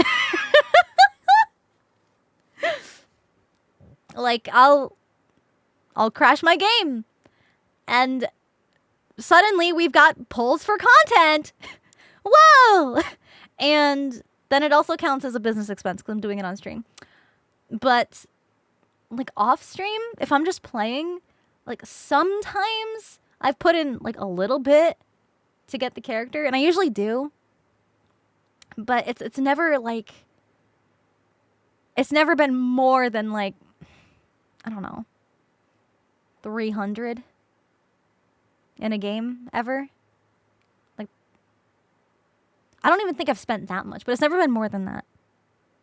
No, that makes sense. It's very tame. Yeah, because I feel like there's more to a game than just whaling. Even if it is a gacha game, like I'm very much a free to play girly, and I like to stand by that. If I'm ever, you know, wailing on stream, it's a very rare occasion, okay? So it's definitely not normal. Although it's also not normal for me to play gacha like all the time, except for Nikke. Nikke is the only gacha game that I play like on a regular basis, but that's just because there's so many stories that get added. So I just want to play the stories that you guys. Yeah. So, no. The answer is no. Yeah. Next confession. My mom and I have iPhones that are synced through iCloud data, meaning I don't know what iPhone. I don't know anything about iPhones. Androids are superior.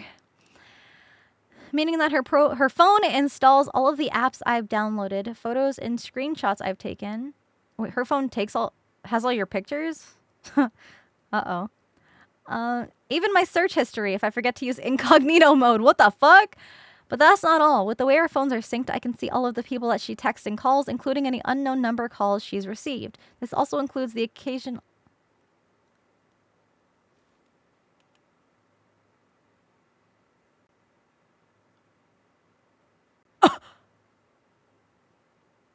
I'm sorry, you read her mom's what? I can basically spy on her conversations and she has no idea if I am or not. Yeah, why are you looking? I thought it was going to be the other way around too.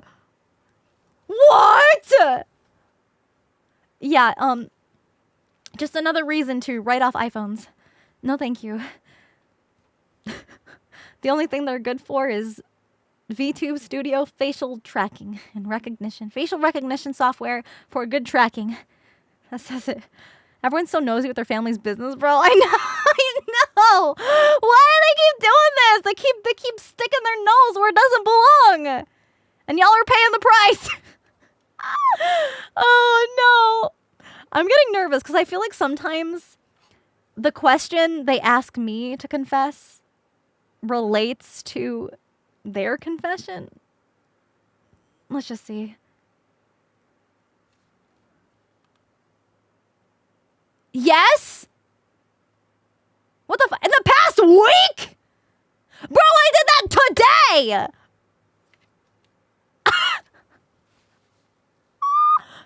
Yes! Yes, I've got personal hygiene! I mean, nobody's complained of me stinking when I go to conventions in person. The way you had to ask the past week, bro.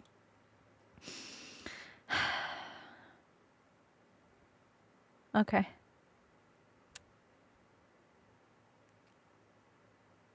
Okay. Yeah, I showered today, brushed my teeth, you know, put on deodorant, the basic bare bones minimum.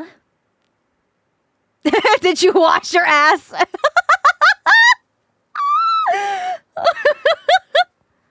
Who showers on a Saturday? What do you mean? My work schedule is like way off. And like it was like really, really warm last night. So I took a shower this morning because I was all gross. So, yeah. Supposed to shower every day? It depends.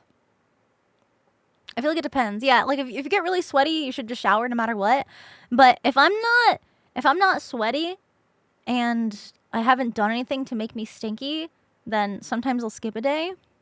Because I don't need to like wash my hair necessarily every day. Unless I get really sweaty. So I've got like really, really thick hair and it's kind of a pain in the ass. Several days or more without washing. Ooh. Shampooing every other day is good for your hair. Yeah, exactly. So sometimes I'll just like take a shower to just like a wash and just like not touch my hair. Just scrub everything else.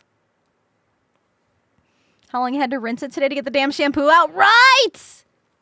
And because my hair is so long and it's so thick that I have to condition my hair every time I take a shower. Because if I don't, then my hair just naturally being wet will cause it to like tangle and it'll be a bitch to brush out later. So I gotta like always condition it and stuff.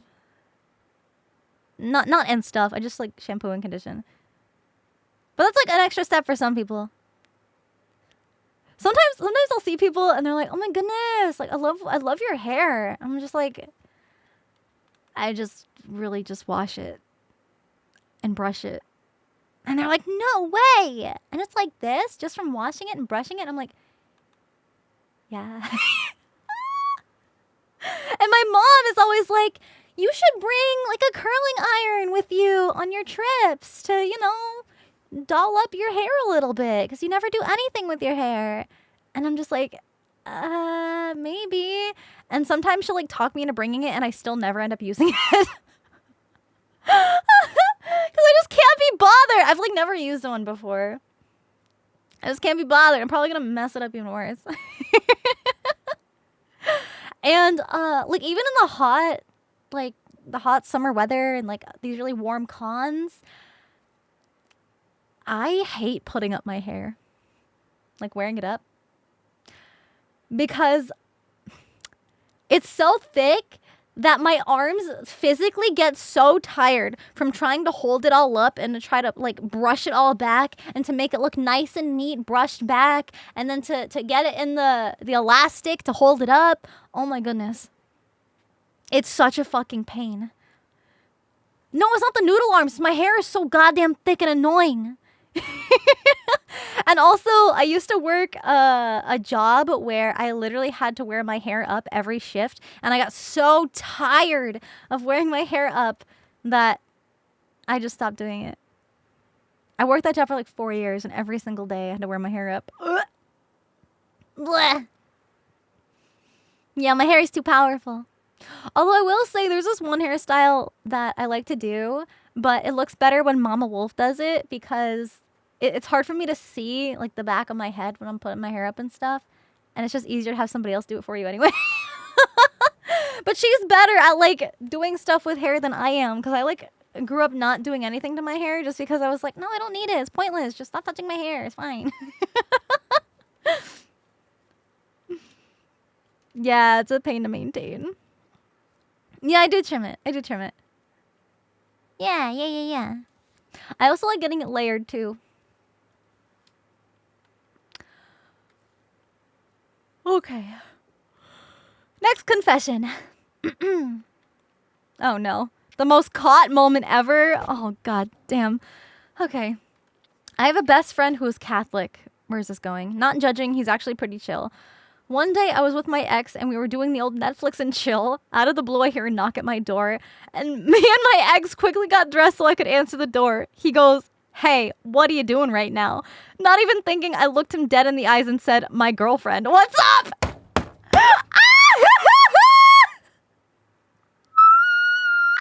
That comeback! What the fuck? I've never facepalmed so hard in all my life, and he just stared like a deer in the headlights. Oh my god. We laugh about it now, but that was such an embarrassing moment. But at least me and the ex got back to it, so good ending, I guess. True, actually the most caught moment ever. Oh my god. Why did you answer the door?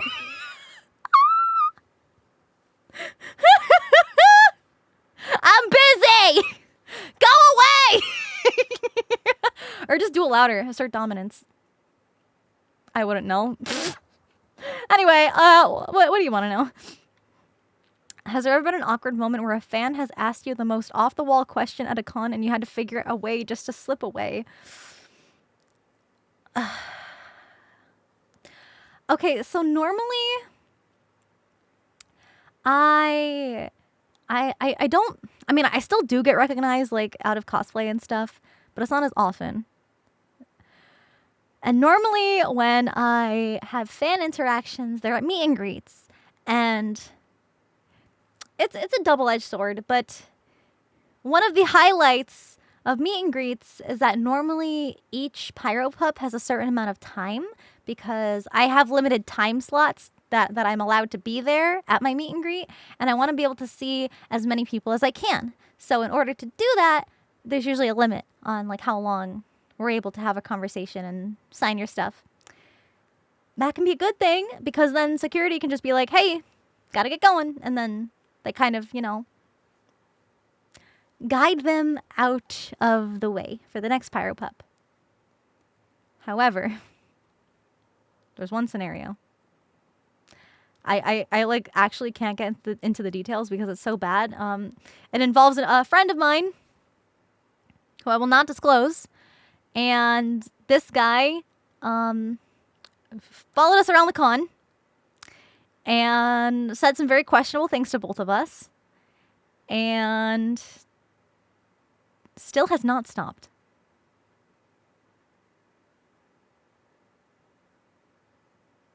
Yeah, so yeah, still. Yeah. Yeah, there have been many accounts. So please don't be like that person. I feel like some Pyro Pups are like, I'm so nervous, I don't want to say the wrong thing. Literally just be fucking normal. Yeah. Don't stalk your Oshis. It's not cool. It's not cool. We're just people. Just let us live our lives, okay? It's just literally just be normal.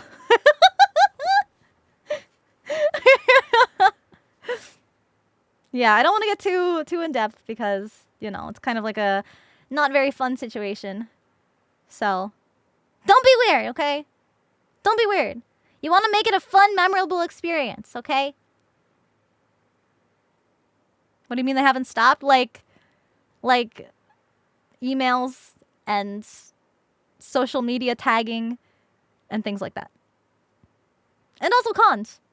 More cons. Yes, please don't be weird. Please don't be weird, okay? It sucks that, like, we have to, like, always have security for cons now. Ugh. I hate it. Block them? Yeah. Yeah. Yeah! Anyway. On a lighter note, this is like an isolated case, you know. Most of my Pyro Pups are very kind and respectful. We're just people, you know? It's understandable to be nervous, especially when you go to a meet and greet, or maybe if you see one of us in the wild. If you do see a VTuber in the wild and they look like they're kind of trying to get somewhere, we do prefer that you don't try to, you know, come up to us because we're probably busy. We're trying to probably get somewhere, but it is still nice to be able to see you guys.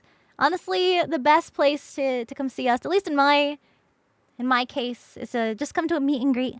I know sometimes it's easy to miss meet and greets, but at TwitchCon, I'm literally going to be doing so many meet and greets like I did last year.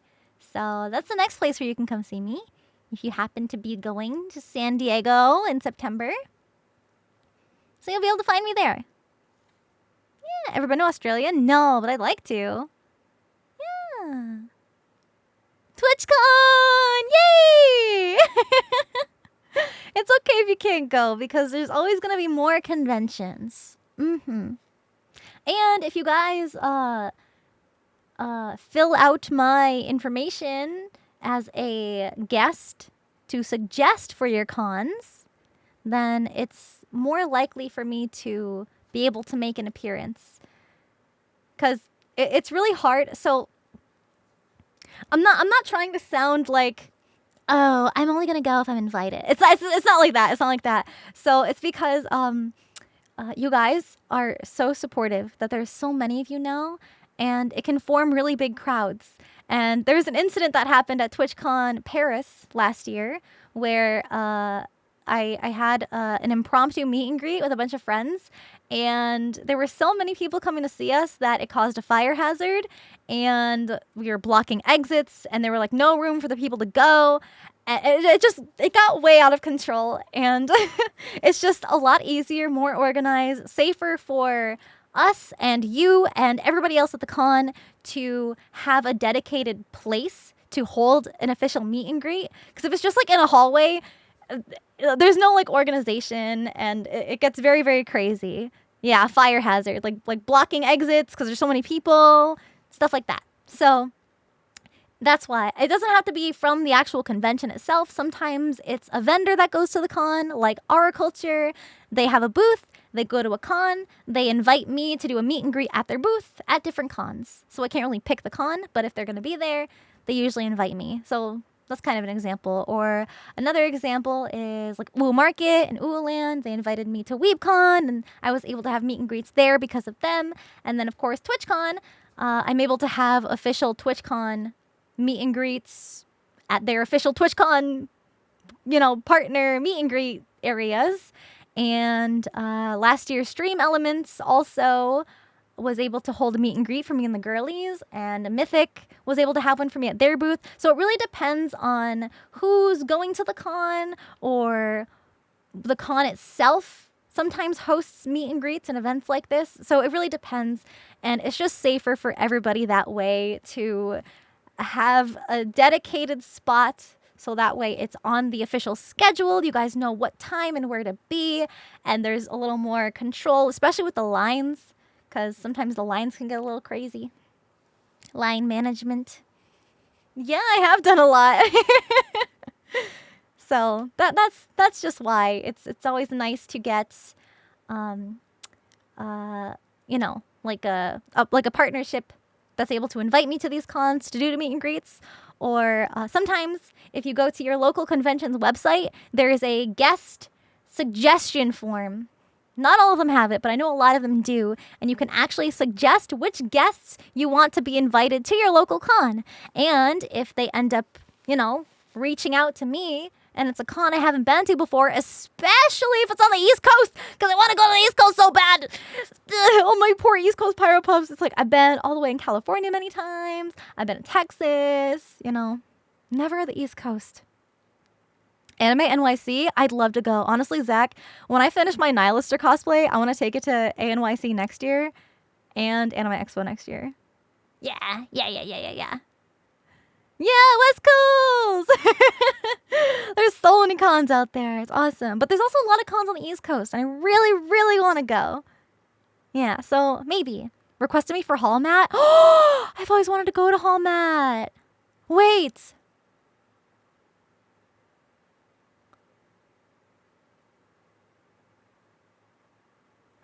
Okay, so listen. Any Boston cons? Nothing planned, but I know Anime Boston. Anime Boston is huge. I'd love to go there. I've been there before. I've been to a lot of cons before. But it's been a long, long time. So Hall Mat, Holiday Matsuri, it's a con in Florida, and it's known for being kind of like the Christmas con. And I've seen pictures and videos of it everywhere, and I've always wanted to go. It's, oh my gosh. So like everybody dresses up as like Christmassy or wintry or like Santa versions of characters.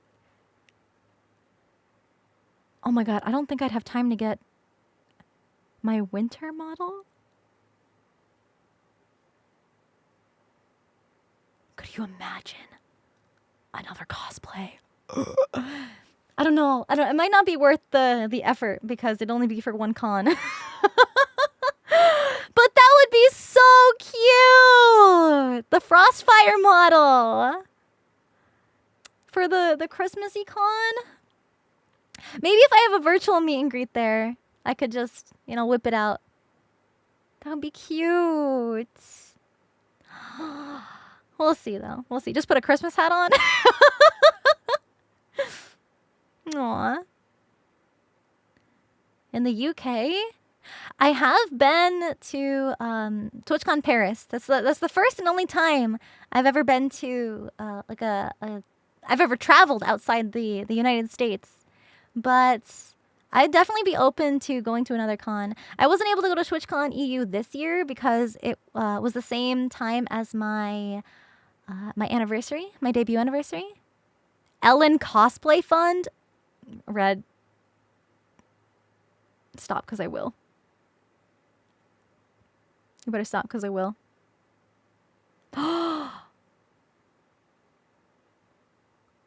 So you guys know how I'm still working on that Patreon that you guys won the sub goal for?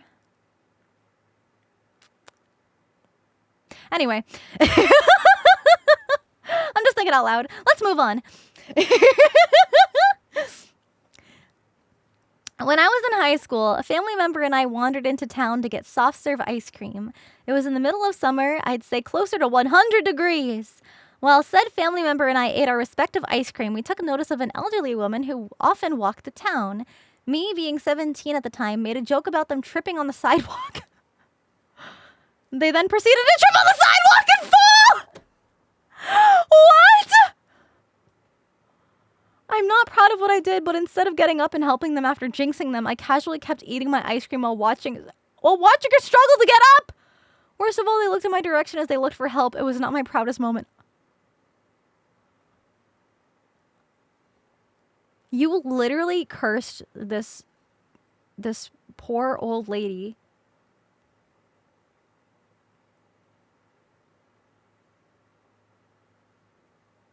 That's gonna come around to get you. That karma's gonna come back someday if it hasn't already. That poor old lady. If she's often walking the town, she's gotta be,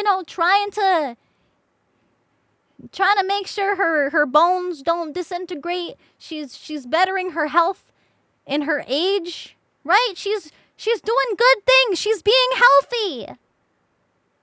What if you tripped and fell, huh? Huh? I bet the old lady wouldn't laugh at you. Shame! Shame! Is it my time to be shamed? Uh-oh. If financial stability was not an issue, would you travel the world? I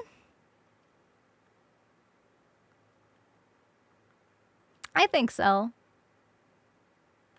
I think if financial stability wasn't an issue in the first place, you might get bored. Like, if you have everything you want, because you can pay for anything you want, I think you'd want to travel the world. But honestly, there are a lot of places that I would like to visit. However, I don't like claustrophobic airplanes. And I also don't like planning itineraries. But it's fun. I feel like I'd have to have somebody help me plan all the fun things to do. Because when I went to Paris, I had some friends be like, okay, this day we're going to go see the Eiffel Tower, and this day we're going to go to the catacombs, and we're going to go to the con on this day. And it was cool. Like, I had something new to do each day. But I feel like if I were to just go somewhere by myself, I wouldn't know what to do. And also I'd get lost.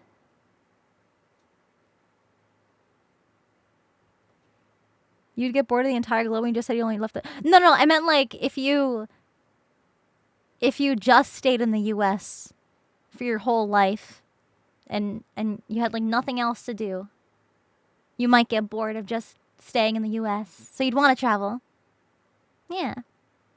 I do still want to go to Japan. I'm hoping soon I'll be able to go. But we'll see.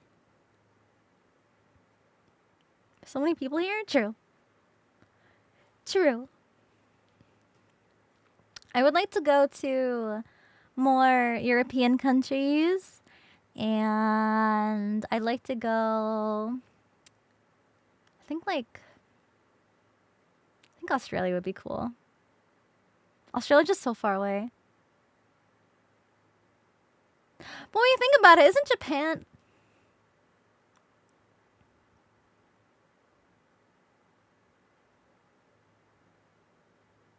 also very far away. I feel like Japan feels closer because Japan's higher up on the hemisphere.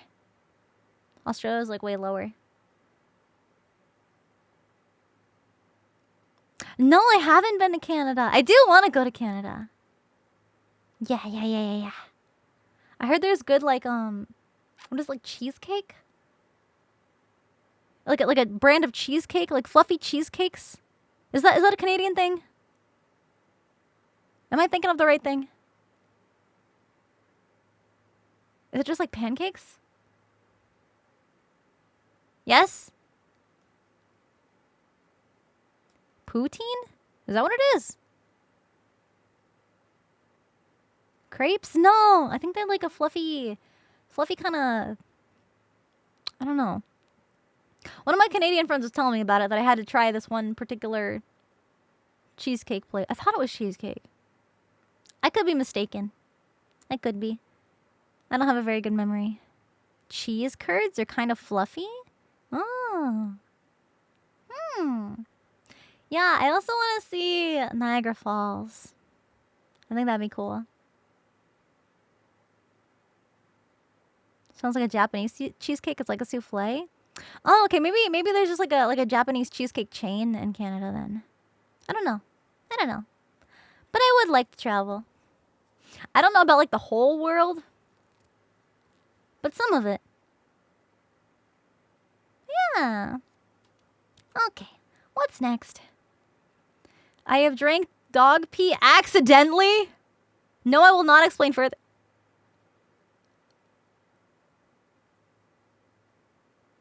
How do you do it accidentally? That's the big red flag here. What, do you think it's fucking lemonade? Also, why was it in a vessel where you could drink from? What? That's just a baby. No, that is absolutely not an excuse. Nope. I don't care how just a baby you are. You fucking drank piss, bro. Making a snow cone. Yeah, we're gonna need some more context.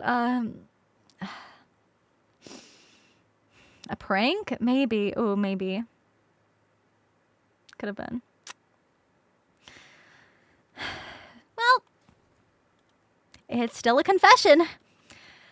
No, I have not drank piss. I swear if that's the question. Have you played D&D before? These aren't confession questions!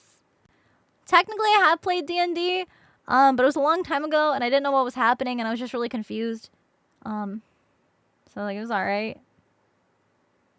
I was just there to hang out with my friends. I don't know if it's for me. But maybe it was just the group I was with. Okay, next confession. When I was younger, I tried to get with a girl I just met. We kissed and almost went at it. I found out a few weeks later she was my half-cousin. We don't talk about it. This wasn't the only submission like this!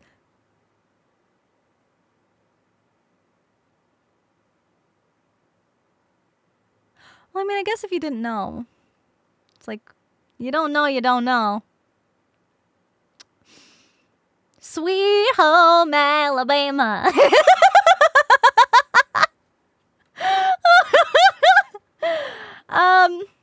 Okay. What is your confession for me? Please be a confession. This isn't... These aren't confessions. A hellhound wasn't my first idea because I started out as an ASMR roleplay girly doing audios on YouTube. And I had a little character for that. And when I found out what VTubers were, I was like, oh, like I want to be a virtual character too. But like I considered using Tashi as my VTuber model, but like her character concept and theming is just like really generic and overdone. I guess not like generic. It's overdone. Like it's really, really common, I should say. And I wanted to do something different. But I also wanted to kind of separate the streams from the audio stuff. So that's also why I kind of wanted to switch gears. So Hellhound was my first idea of like seriously thinking about being a VTuber, but it wasn't the first idea when I was thinking about becoming one. Because at that point, it's just like, oh, people can have these virtual avatars of their character. I have a character. Maybe I could do this. And then I thought more about it, and I wanted it to be bigger because I was watching more debuts and getting inspiration from other VTubers and their designs and their like setup for their streams and their quality, and I took a lot of inspiration from that. Yeah, like Mori and Fruit. I took a lot of inspiration from their like designs because I was like, wow, these girls can be spooky and cute. Because I love spooky stuff. I like metal stuff, edgy stuff, but I also like cute things. And I was like, oh, I can be both. So they really inspired me to do like what I really wanted. And then I watched some of my friends' debuts. At the time we didn't know each other, but I watched Yuzu's debut and like her lore. I watched Bao's. I took a lot of inspiration from a lot of my friends' debuts. Just to kind of get the idea of what kinds of different streams I could do, and it's always good to see what other people are doing, so you can come up with your own ideas in your own streams. Yeah. Some examples could be given for people next time so they understand the assignment. Yeah. The confessions for me were supposed to be for something else, but it wasn't really the right thing. So we were just like, well, we'll just roll with it. We'll do the other thing I wanted to do another time. Okay, next. Okay, well, when I was younger, 16, my brother 17, were gaming downstairs. It was pretty late at the moment and my mother was already asleep. We started to rage and I threw the controller at the TV. Now back then we had this brand new flat screen. Oh no. Controller hit a bit too hard and destroyed the TV. My brother and I were scared to tell our mother, so we decided to pull out all plugs and put them back in to make it look like the devices had to reset. We even went as far as sneaking into our parents' room and unplugging their alarm clock and plugging it back in. We ran towards our rooms and went to bed. Luckily for us, there was a small chance of a thunderstorm, so when we laid in bed scared, we heard the thunder. Stop.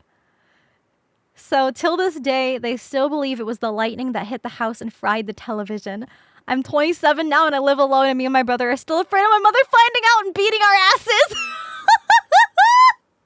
That's a good one. I can't believe you got away with that. Holy shit. That reminds me of all the fucking Wii memes, like when the Wii console came out and the people weren't using the fucking wrist strap and they were just like throwing the Wiimotes at the TVs. Oh my god. This is very Wii coded.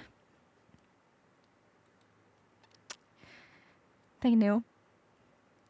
Those are funny though. Those are funny. It's like these parents playing this new game for the first time and they don't really understand. They're supposed to hold on to the controller and not actually throw the bowling ball. Okay. Confession for me. Did you ever hide something from your parents that would get you into trouble? Yes. Oh my god, wait, yeah. This was a long time ago. So, they already know about this because I fessed up because I literally, it was weighing on my conscience too bad. Yeah, this is a confession. I have told the story before, I think. So, when I was a kid, I went out to dinner with my parents, and we used to bring along this family friend a lot for dinners. This family friend is the guy I called James during another one of my stories, because James is also the same guy that went skydiving with me. Okay? So it's the same guy. He's a really good family friend, and I've talked about him before.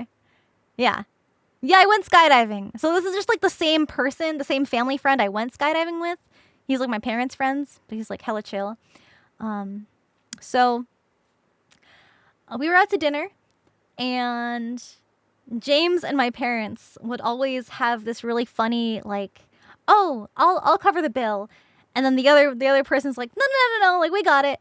And so James was like, well, let me at least give you some cash. And threw cash on the table, like at my dad. My dad's like, I'm not going to take it. And the cash was just sitting there. And nobody was taking it. And I was like, nobody wants it. I'll just take it.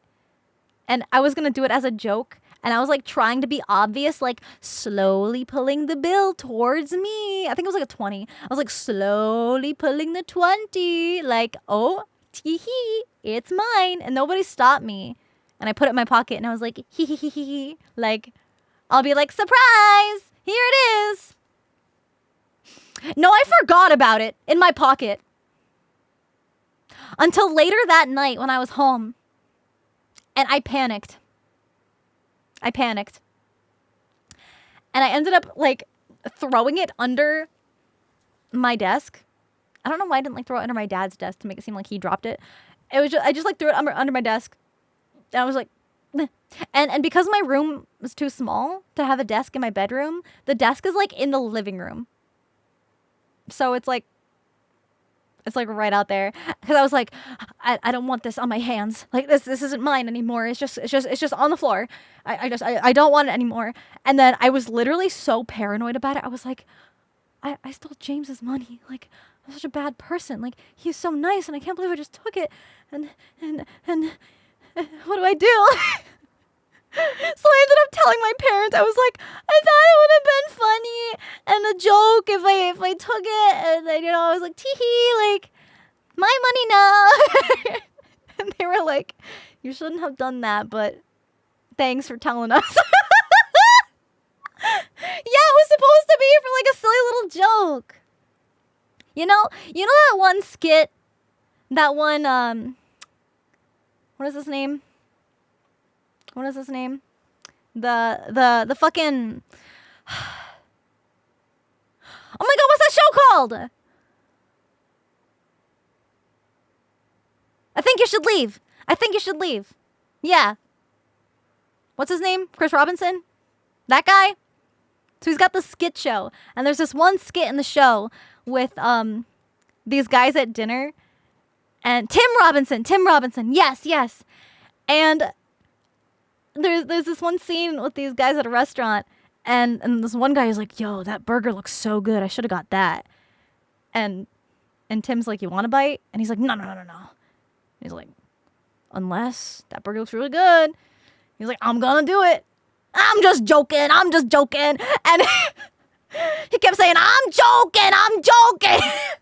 And that was like the tagline of the whole bit was this one guy trying to eat this man's burger. And he's like, I'm joking. That was me. I'm joking. Hold on. Maybe I'm able to pull it up. Hold on. Let me see if I can find it.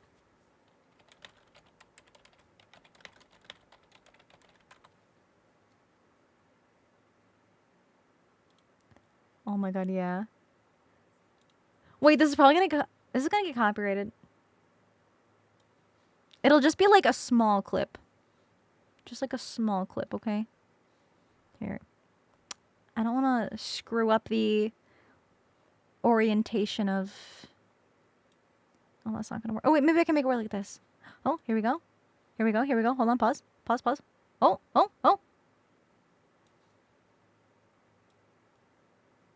No, stop it.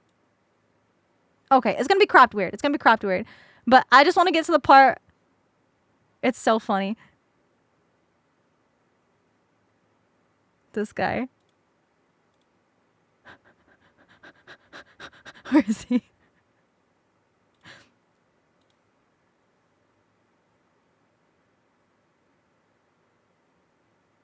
Too soon. This isn't the part. Where does it say it? Dylan, how are your It's kids? muted. They're Hold a on. handful, of course, but Hold on. we have.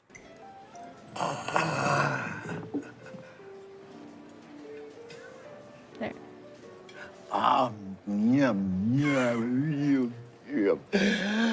I'm joking.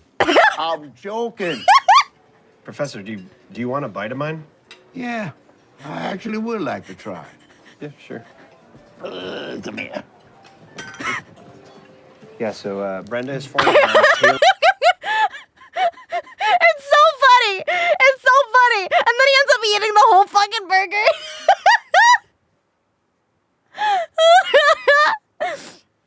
I'm joking. That was me. You never seen that show? You should. It's called I Think You Should Leave. That's what it's called. It's so funny. It's like a bunch of skits. It's a sketch comedy. There's like a bunch of skits. It's so funny. Okay. Next.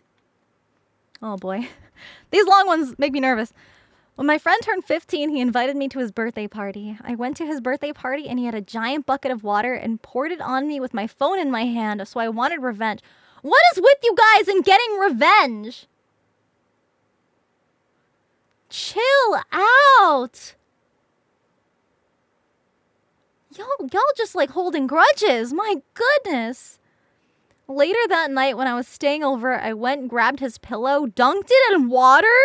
Then I grabbed 2 glasses of water. One I put on the ground by his bed. The other one I poured at his legs. Then I put the wet pillow on the ground. So when he woke up and realized he pissed himself, he would jump up and get out of bed and step on the pillow and the water going everywhere, then knocking the water over and having that on the ground.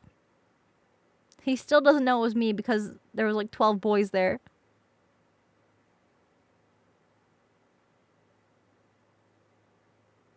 You could have just like stuck his hand in warm water and he would have actually pissed himself. Like, you didn't have to go through all these hoops.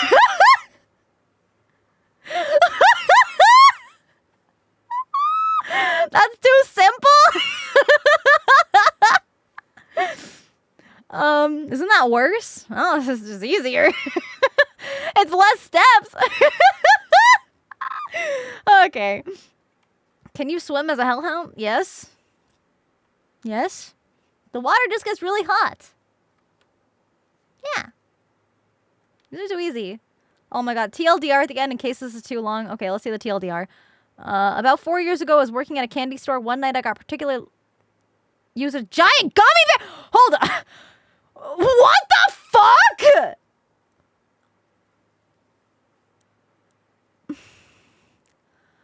I'm gonna have to read this. I'm gonna...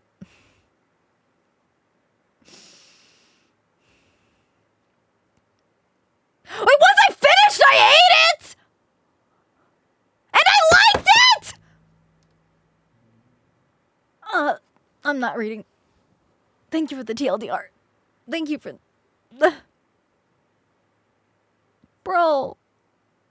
I'm not gonna be able to look at gummy bears the same.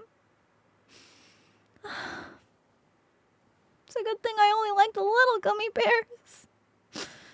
Oh my god. That's one salty gummy bear. I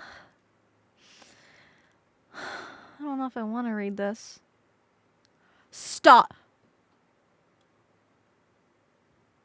Stop. Stop. Stop. Moving on.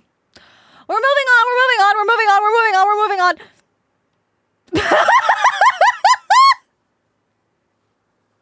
They will never be the same anymore.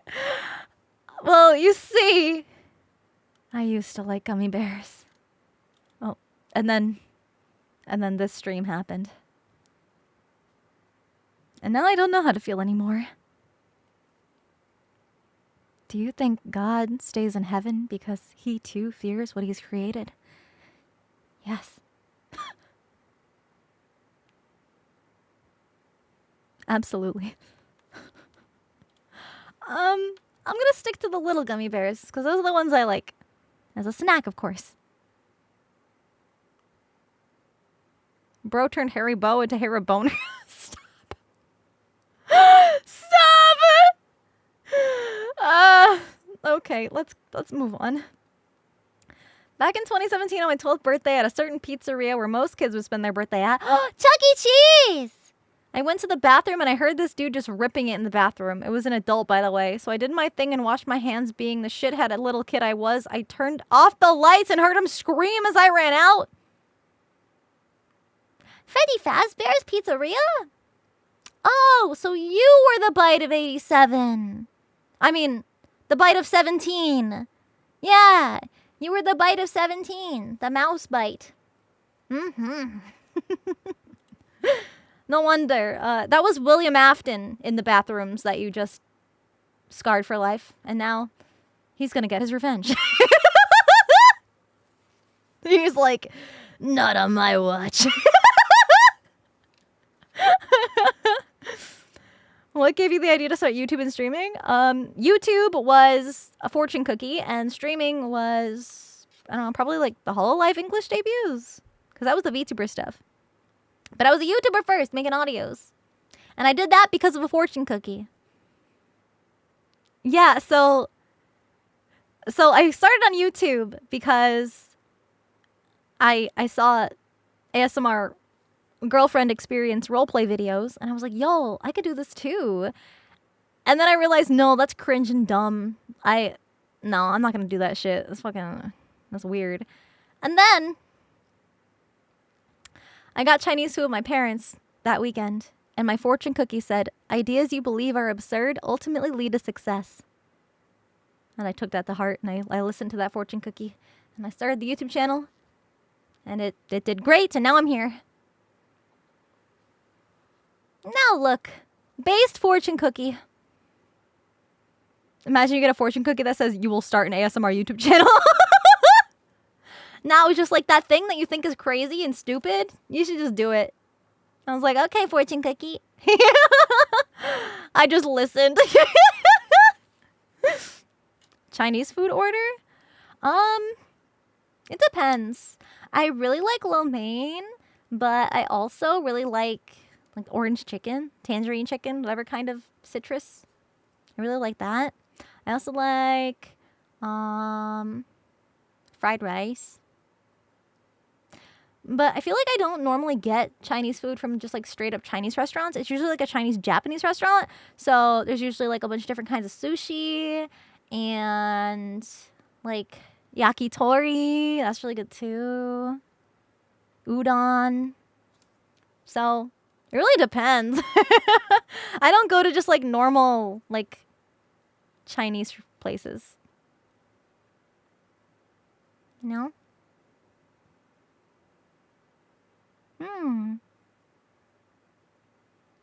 Yakitori squid? No. That's calamari. Or no, octopus, right? Yeah, yakitori is like chicken skewers. Chicken skewers. How much is left? Let's see. Okay, we're on 62 out of 76, so we're almost there. Oh. Go back. Okay. We're getting close. Okay. Why, I am a very pious pee-pee, are you?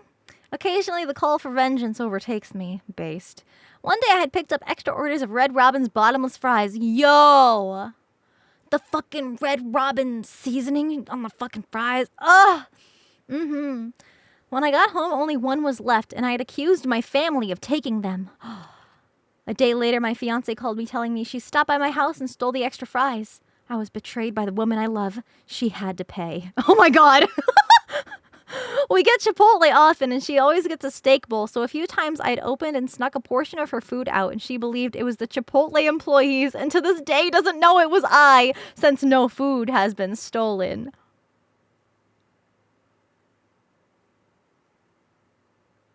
Stop! Call off the wedding! Red flag! Red flag!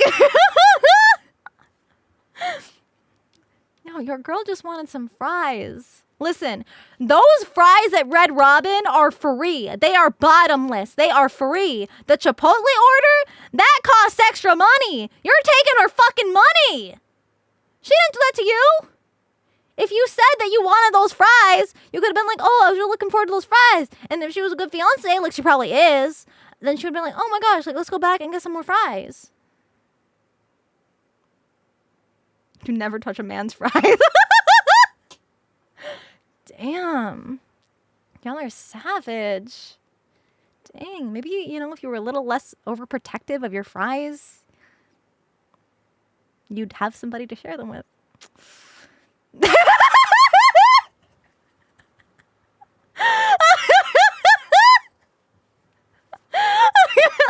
Maidenless? At least you've got your fries. I have a wife. Anyway, bury me with my fries. There's no anonymous mod comment on this one.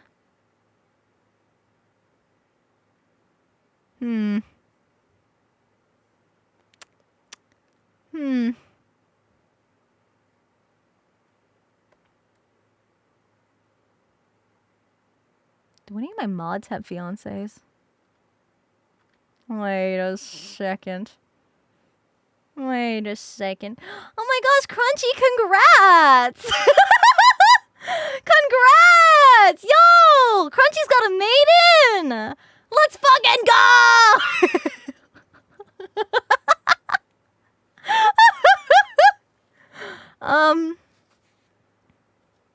I don't know. Maybe. It's not on the top of my list. Well, maybe. I'm always open to games I've never played before. So maybe. Maybe. Maybe. Oh no, there's a comment on this one. Sinder, this is one of your pyro pups. Oh no. Forgive me, hellish queen. Ew. I think ugly bastard of monsters are S tier. It gets worse when I keep reading! Oh, so you a freak.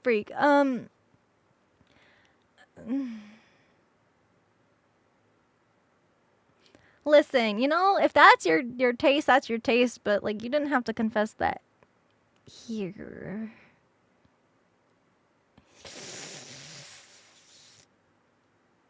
Please don't ask me a sus question. Please don't ask me a sus question. Please don't ask me a sus question. Have you ever sent something embarrassing to the wrong person? Like this? Like this submission? Did y'all send this to the wrong person? I didn't want to hear that.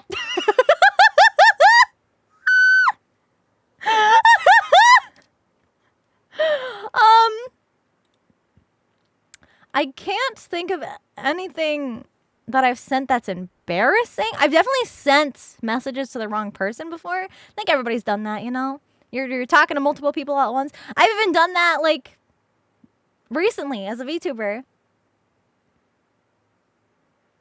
I don't know. I just don't say embarrassing stuff, I guess. All the embarrassing stuff I say is live on stream. It's not in DMs. Although one time, it's not really embarrassing, but one time I was trying to, I think I was, hold on, what was the context for this?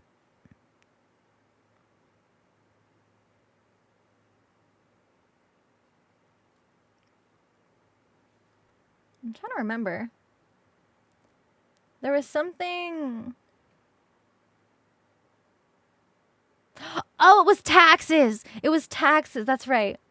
I think I was trying to message Red about like taxes because I've got a tax guy and I was like, hey, like just letting you know, like, you know, blah, blah, blah, tax guy information, like just business stuff. And I accidentally sent it to a group chat that had like a business partner in it, but like Red was in it too.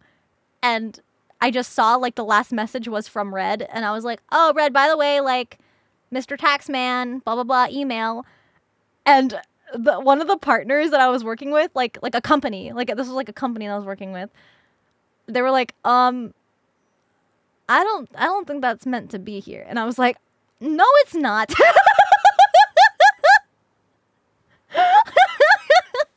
No, it's not. It didn't have like anything bad in it. No, it's not embarrassing. I'm just like trying to think of like the most recent thing I've sent to somebody that wasn't supposed to be sent to them. But I can't think of anything embarrassing. Yeah, they were chill. They were just like, what? I don't think this is right. Sent memes to the wrong people. Ooh, that can be rough. I'm already subscribed to Sinder, but did you pay Depending your on the kind of meme. tax? It's like you send one of those memes about like, Dad, can we get a cat? Why? I'ma fuck it, you know? Have you seen those memes?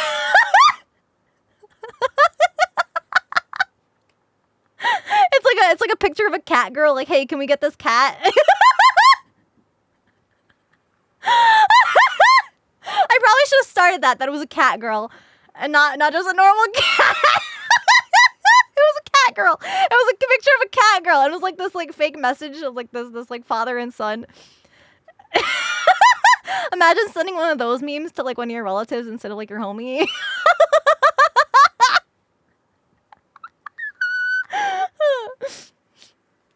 That one's funny. That's a funny one. Important context missing. Sorry, I was just thinking about it. That's funny. And it's like the text is warped. It's like fisheye.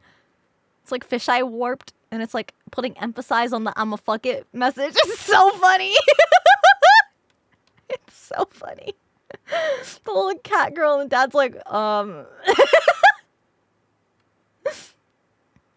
Okay, let's keep going. I don't know how many we have left, but we're getting close to the end.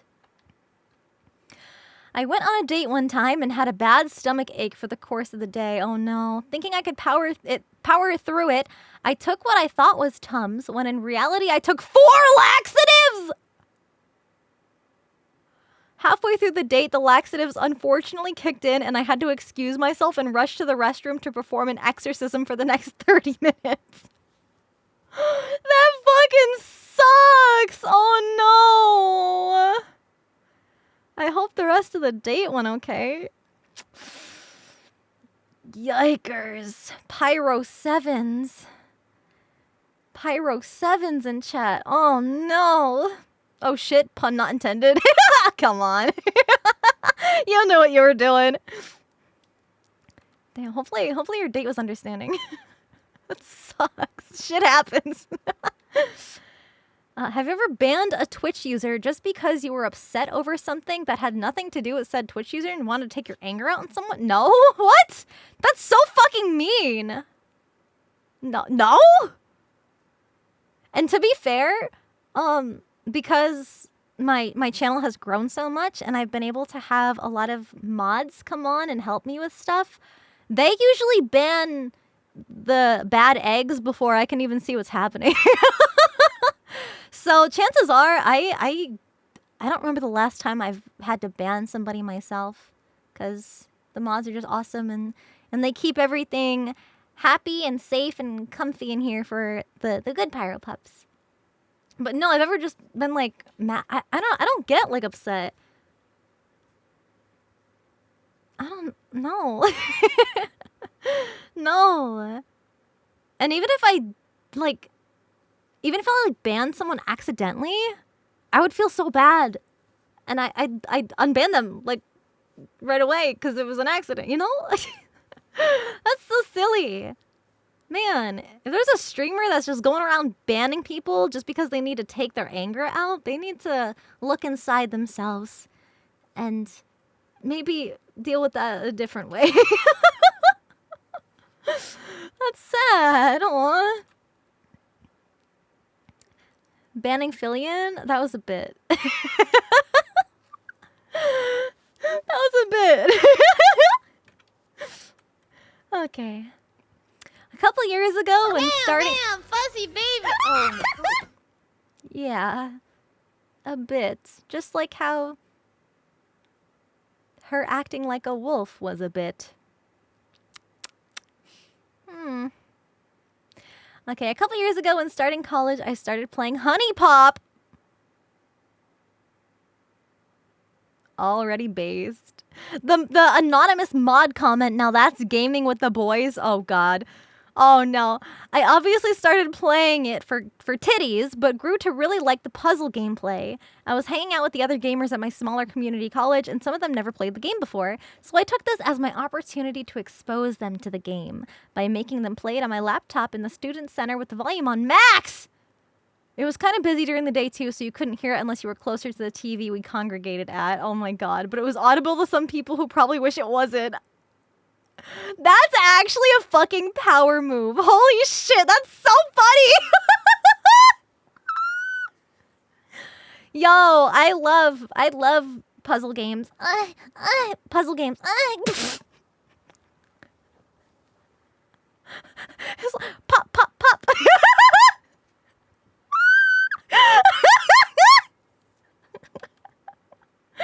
Hell yeah, that's gaming with the boys. No, I've never done that myself. Have you ever exposed your friends to very inappropriate content like Honey Pop or worse?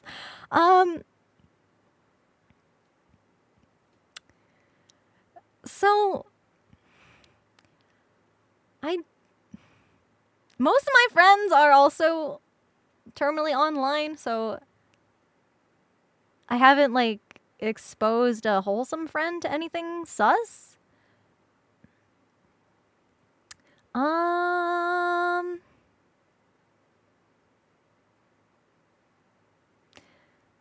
Sometimes I like to get one of my very conservative friends Ahegao shirts because I know he'll never wear them and it's just funny. Uh, Actually, that same friend. Wait a minute. This is an IRL friend. There's like a little IRL friend group that I have, and there's this one guy in this friend group, and I had gone to a convention. This was like one of the first times I was able to convince some of my friends to go to this con, and in order to save money, I ended up rooming with them in the hotel. And because I used to compete in cosplay competitions a lot back in the day, my mom also liked to come to these cons to watch me on stage and compete. So my mom was there. She was also staying in the hotel room. And there was 3 other friends also staying with us. There was like 5 of us in this hotel room.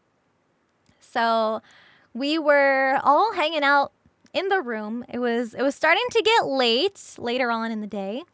And one of my friends, this one friend who I got the Ahegao shirt for, he's browsing the schedule. And he's like, "You want to go to the hentai panel? When's the hentai panel?" Like joking. And my other friends who were there were like, "Yeah, like let's go. Let's like see what it's like." And my mom's like, "What is that?" And this man, without skipping a beat, was like, "Oh, it's anime porn." And my mom was like, "Oh." I was like, "Okay, well, thanks. At least I wasn't the one who was going to have to explain that to her eventually."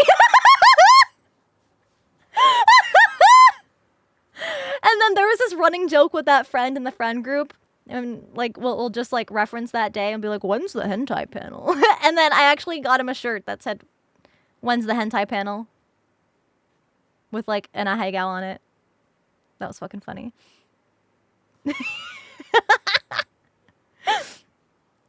Yeah, so I guess that's the closest thing.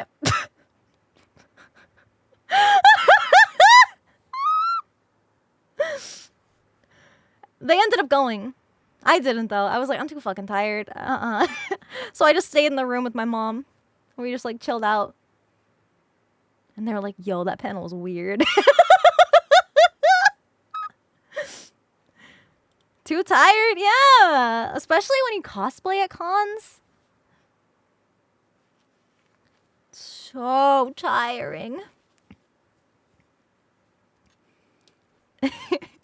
Of course I didn't go. No, I didn't.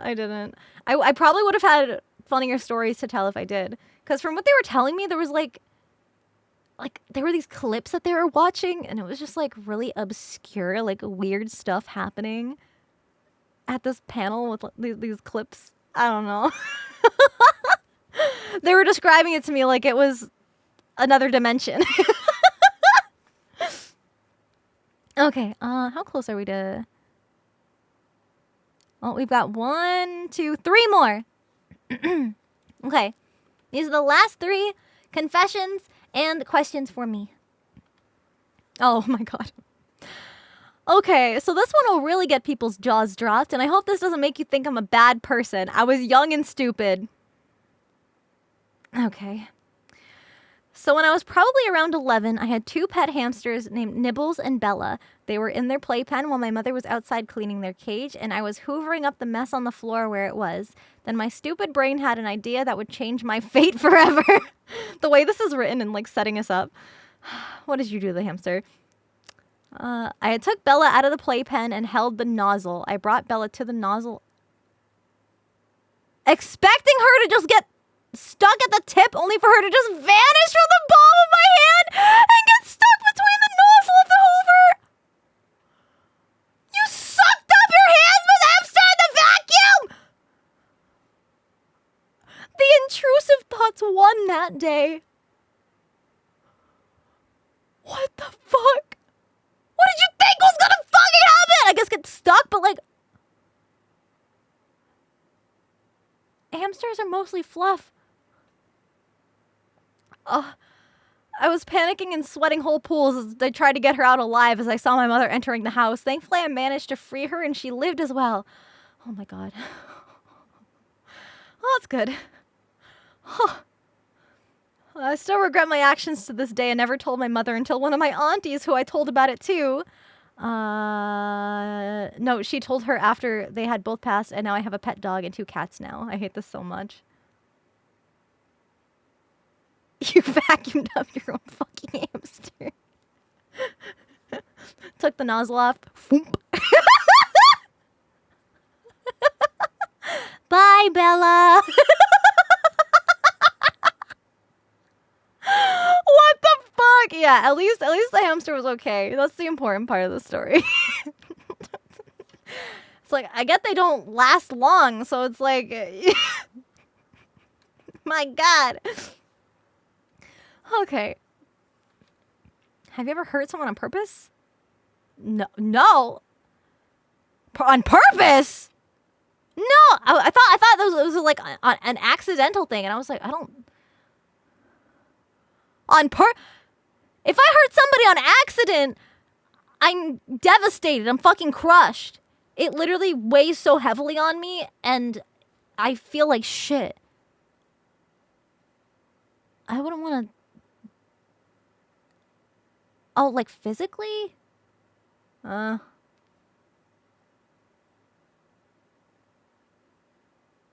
never like hit somebody. Never really had to. Ever punch someone? No. Emotionally? No. Emotionally would absolutely crush me. Like, I've never had to hurt somebody. No. I wouldn't have a reason to. I hurt James financially. He got it back! He got it back! Not even cousins?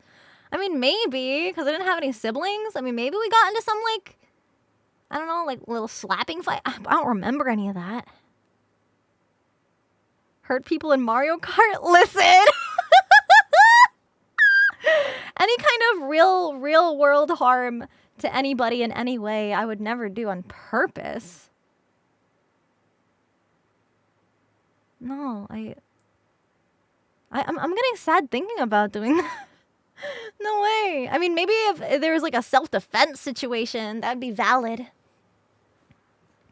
I even took karate, and I was still way too nervous baby weakling to actually go, hi-ya, like out loud and punch the air. Like, I was too nervous to punch the fucking air. Like, y'all think I can...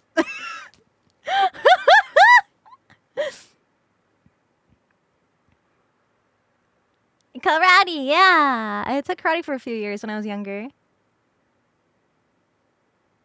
Yeah, I don't know what this fire pup means. Not even you bully? No, I was the bully-y. The one being bullied. I wasn't the bully.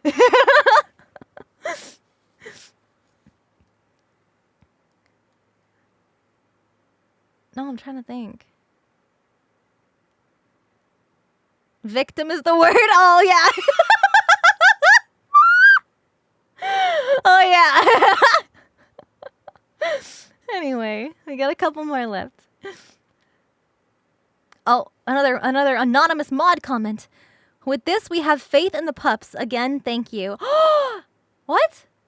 When I was first starting elementary school, I was still an only child and hadn't made any friends yet. However, I did play Pokemon games. So after seeing the movie Pokemon Heroes, that's one of the best Pokemon movies. The one with Latios and Latios. I love that movie. I had a Latios named Bianca as my imaginary friend for the first few months of school. Oh!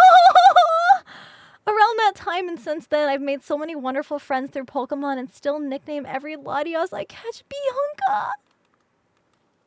Stop it! That's so cute! That's so cute. That's so cute. I love the reference. Oh my god, that's such a good movie. Oh, cutest thing I've read today, right? For sure, hands down. The movie where Latios kissed Ash? Yeah. That was a little weird, champ.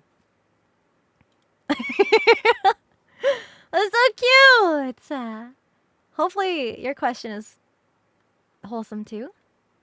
Do you have a common nickname for any of your Pokemon? Oh, I usually don't nickname my Pokemon. I know it's kind of a weird thing, 'cause I feel like it's so common to have Pokemon nicknames, but with how many games there were, it was sometimes hard for me to know what the Pokemon were actually called if I just kept nicknaming them. So I always, yeah, to remember the names, exactly. But even like replaying games, I never ended up nicknaming them. Although I did, when I played X and Y, I did a little bit of shiny hunting for the first time, and I did like a lot of egg hatching to get shinies. And the first shiny that I wanted to get was a shiny Vulpix, so I could have a shiny Ninetales, because the shiny Ninetales reminds me a lot of Amaterasu from Okami, and so I named my shiny Ninetale or shiny Vulpix Amaterasu. So when I had my pretty white Ninetales, I named her after Amaterasu because it's my favorite game. And there's also a Ninetales boss in Okami, so I was like, wow, this is so fitting. So yeah, that's like the one Pokemon that I wanted to nickname. You give them curse nicknames. We gave our Pokemon curse nicknames when I played a bit of the Platinum Nuzlocke that I did. You should play Okami. It's so good. It's my favorite game. What about Brick? Oh my god, yeah.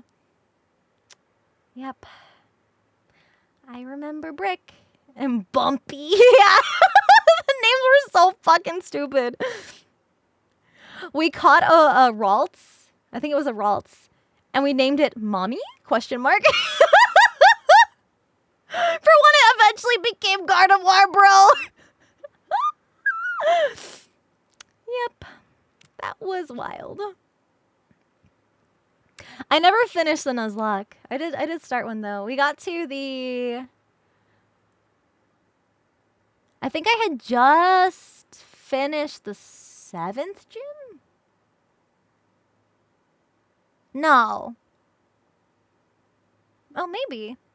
I think it was around gym 7. I think so. It got a little grindy though, but I didn't feel right cheating with like the rare candy stuff, so yeah, I never finished it. Maybe I'll do another one at some point. I think doing a Soul Link would be a lot of fun. So maybe someday. Okay. I think this next one is the last one. Yes. Okay. Last one. Oh, and just like that, we lost faith again. Oh no! Okay.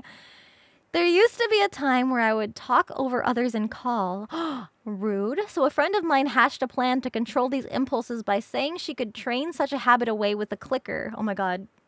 Were you being trained? I can't. I didn't believe her at the time, but to this day, should I hear the click of something as I'm talking, I will immediately fall silent like a trained dog! Since that point, my penchant for talking over others has been quashed, but I'm afraid there were other consequences involving an appreciation for pet play now beyond the norm. That's so funny! Bro actually got trained like a dog! Do you think your friend was into that too? That was a good puppy. Don't. We're moving on. Have you ever chugged a gross drink on a dare or anything similar?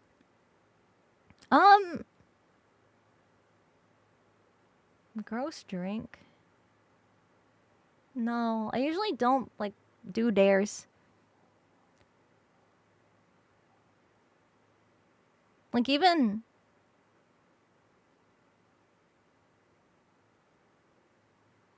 I've never even been to, like, parties where they do that kind of, like, game. It's usually just, like, hanging out and drinking.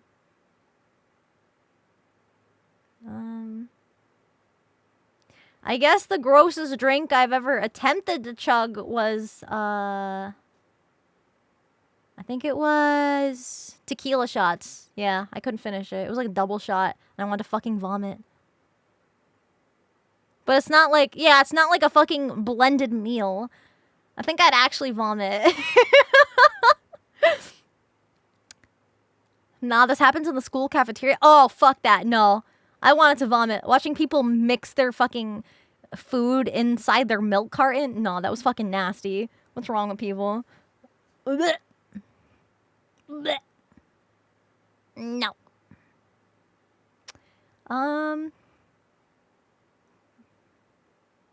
Yeah, no. No, I've never been... Not only have I never attempted, but I've never been dared to do something like that. Maybe that's probably because I've got good friends now. Hopefully.